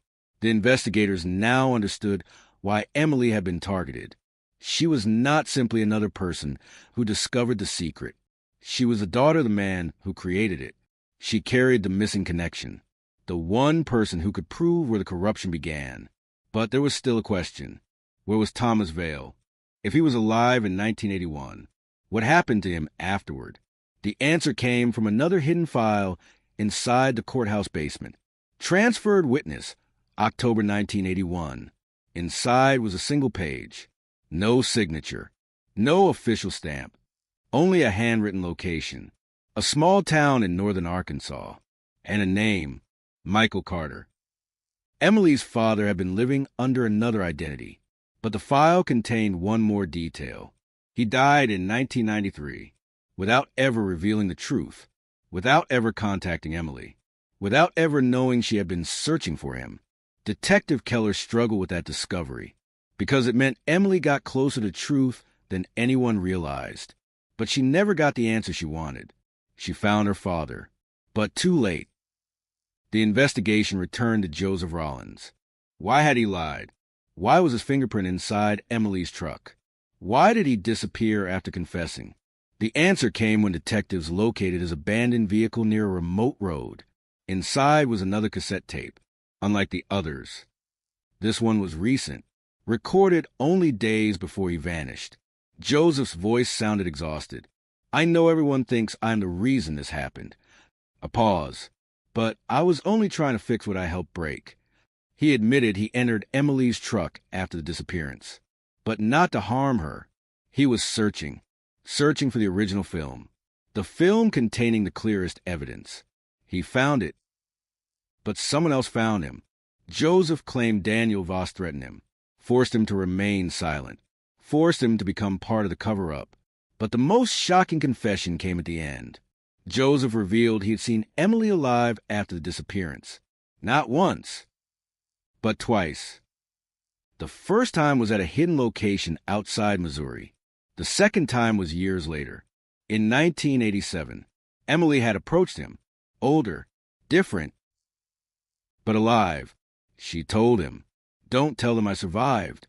The investigators stopped the recording. Everyone stared at the speaker. The impossible possibility had returned. Emily Carter may not have been murdered. She may have disappeared by choice. But why? Why would a woman who spent years searching for the truth abandon everyone who loved her? Why would she allow her family to believe she was dead? Unless she knew something even more dangerous than the conspiracy itself. The final seconds of Joseph's recording contained one last clue. A name. A person Emily was afraid of, a person who was still alive, someone who had never appeared in any investigation file. Joseph whispered. Emily wasn't running from them. A pause. She was protecting them from her. The tape ended, and for the first time in 43 years, investigators questioned the entire story. Maybe Emily Carter was not the missing piece. Maybe she was the person holding the final piece. And maybe the biggest secret in Missouri's oldest cold case was the truth about Emily herself. For 43 years, the town of Ash Creek believed Emily Carter was a victim, a woman who disappeared because she discovered something dangerous, a photographer who walked into the darkness and never came back. But after Joseph Rollins' final recording surfaced, investigators faced a possibility nobody wanted to consider. What if Emily Carter was not the person who disappeared? What if she was a person who chose to vanish? The theory divided the investigation. Some detectives believed Joseph's confession was unreliable. The old man had carried guilt for decades. He was afraid. He was confused. Maybe he had created a story to make peace with himself before his death. But Detective Ryan Keller noticed something different. Joseph had never tried to make himself look innocent. In fact, every version of his story made him look worse. He admitted lying. He admitted entering Emily's truck. He admitted hiding information. People who invented stories usually protected themselves. He exposed himself. That made Keller believe there was something real buried beneath the confession. The investigation returned to one question. Where was Emily Carter after October 16, 1981? The official timeline ended at the abandoned switching yard. But Joseph's recording created a second timeline, a hidden one, a timeline where Emily survived. Investigators began searching every document connected to unknown female identities between 1981 and 1995. They searched hospitals, shelters, employment records, property registrations, thousands of names. Most led nowhere. Then one record appeared. A woman named Elena Cross, a freelance photographer, moved frequently, rarely photographed herself, no known relatives, no public history before 1982. The name meant nothing until investigators saw the handwriting, a signature on a photography contract, the same unusual letter formation, the same sharp angle on the capital E. Emily Carter's handwriting. The discovery was sent for a forensic comparison. The result came back 3 days later, highly consistent. Elena Cross and Emily Carter were almost certainly the same person. The impossible had become possible. Emily Carter survived, but where had she been, and why did she abandon everyone? Investigators tracked Elena Cross through decades of scattered records. She moved from Missouri to Colorado, then Oregon, then Washington, always near places with historical significance, always documenting forgotten locations, old buildings, abandoned communities, lost stories. She never stopped photographing. She simply changed her name. The woman who disappeared became a ghost who continued doing the same work, searching, recording, remembering. Detective Keller studied hundreds of photographs taken by Elena. Then he noticed something, a pattern. Many images contained the same symbol, a small triangle drawn somewhere in the background, on walls, on signs, on abandoned structures, a symbol that looked meaningless, until investigators compared it with documents found beneath the courthouse. The same triangle appeared on the original railroad files. It was not a random mark. It was a code, a symbol used by people inside the conspiracy, a way of identifying documents connected to the hidden records. Emily had spent decades following the same trail. She never stopped investigating. She just stopped telling people her real name. The next breakthrough came from a photograph taken in 2003. Elena Cross standing outside a historical archive in Oregon. Beside her was an older man. The man was holding a folder. Investigators enhanced the image. The face became clear. Thomas Vale, Emily's father. The man everyone believed died in 1993. The impossible happened again. Two people everyone thought were gone had survived, and they had been together. The discovery created a new mystery. Why had Thomas Vale and Emily hidden for so long? The answer came from a letter found inside the Oregon archive. A letter written by Emily, never sent, never delivered, addressed to her brother Daniel. The letter began, "I know you think I abandoned you." Detective Keller read every word carefully. Emily explained that after October 1981, she realized the investigation was compromised. The sheriff's office could not protect her. The people who control the evidence control the entire system. She believed anyone close to her could become a target, including her family. So she disappeared, not because she stopped loving them, because she believed distance was the only way to keep them alive. She wrote that she watched from afar. She knew when her parents died. She knew Daniel continued leaving flowers. She knew the community remembered her, and every year she wanted to return, but she couldn't because the people responsible were still watching. Then came the most important part of the letter. Emily revealed she had not been hiding from Daniel Voss. She had been hiding from someone else, someone even more powerful, someone who controlled Voss, someone who had never been exposed, a person Emily called the Architect. Investigators searched the recovered documents again. The phrase appeared several times, not as a name, as a title. The Architect, the person who designed the system, the person who connected the railroad company, officials, and law enforcement, the person who made sure nobody talked.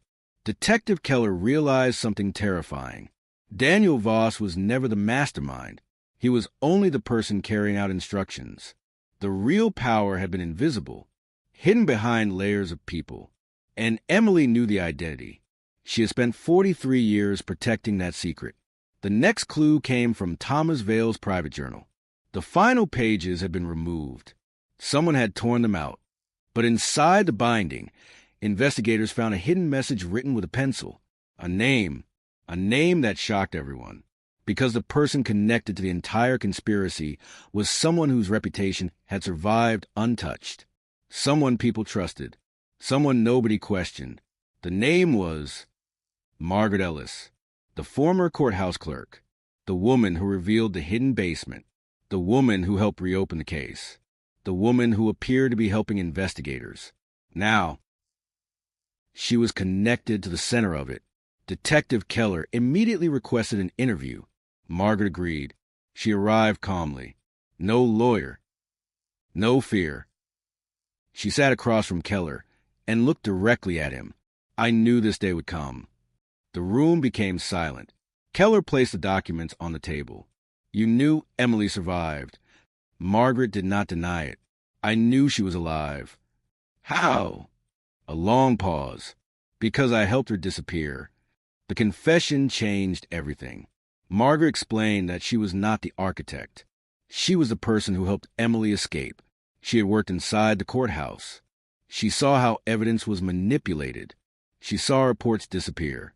She saw names removed. And she realized Emily was running out of time. So Margaret made a choice. She helped create a new identity. She helped erase Emily's official records. She helped a woman everyone thought was dead become someone else. But Keller asked the question that mattered most. Why didn't you tell anyone? Margaret looked down. Because Emily made me promise. Why? Margaret's answer was quiet. Because she knew the architect was still alive. The room froze. Who? Margaret looked at the evidence files, then at Detective Keller, and said the name investigators had spent decades missing. The person who taught everyone else how to hide. A person who had never been investigated. A person who had been there before Emily disappeared. A person whose influence reached every part of the case. Then Margaret whispered, Emily didn't disappear from Ash Creek. A pause. She disappeared because Ash Creek was never the place she was afraid of. The place she feared was everywhere else. And for the first time, detectives understood. They were not chasing a missing woman. They were chasing the shadow of someone who had controlled the truth for more than 40 years. The architect was still alive, and Emily Carter knew exactly who it was.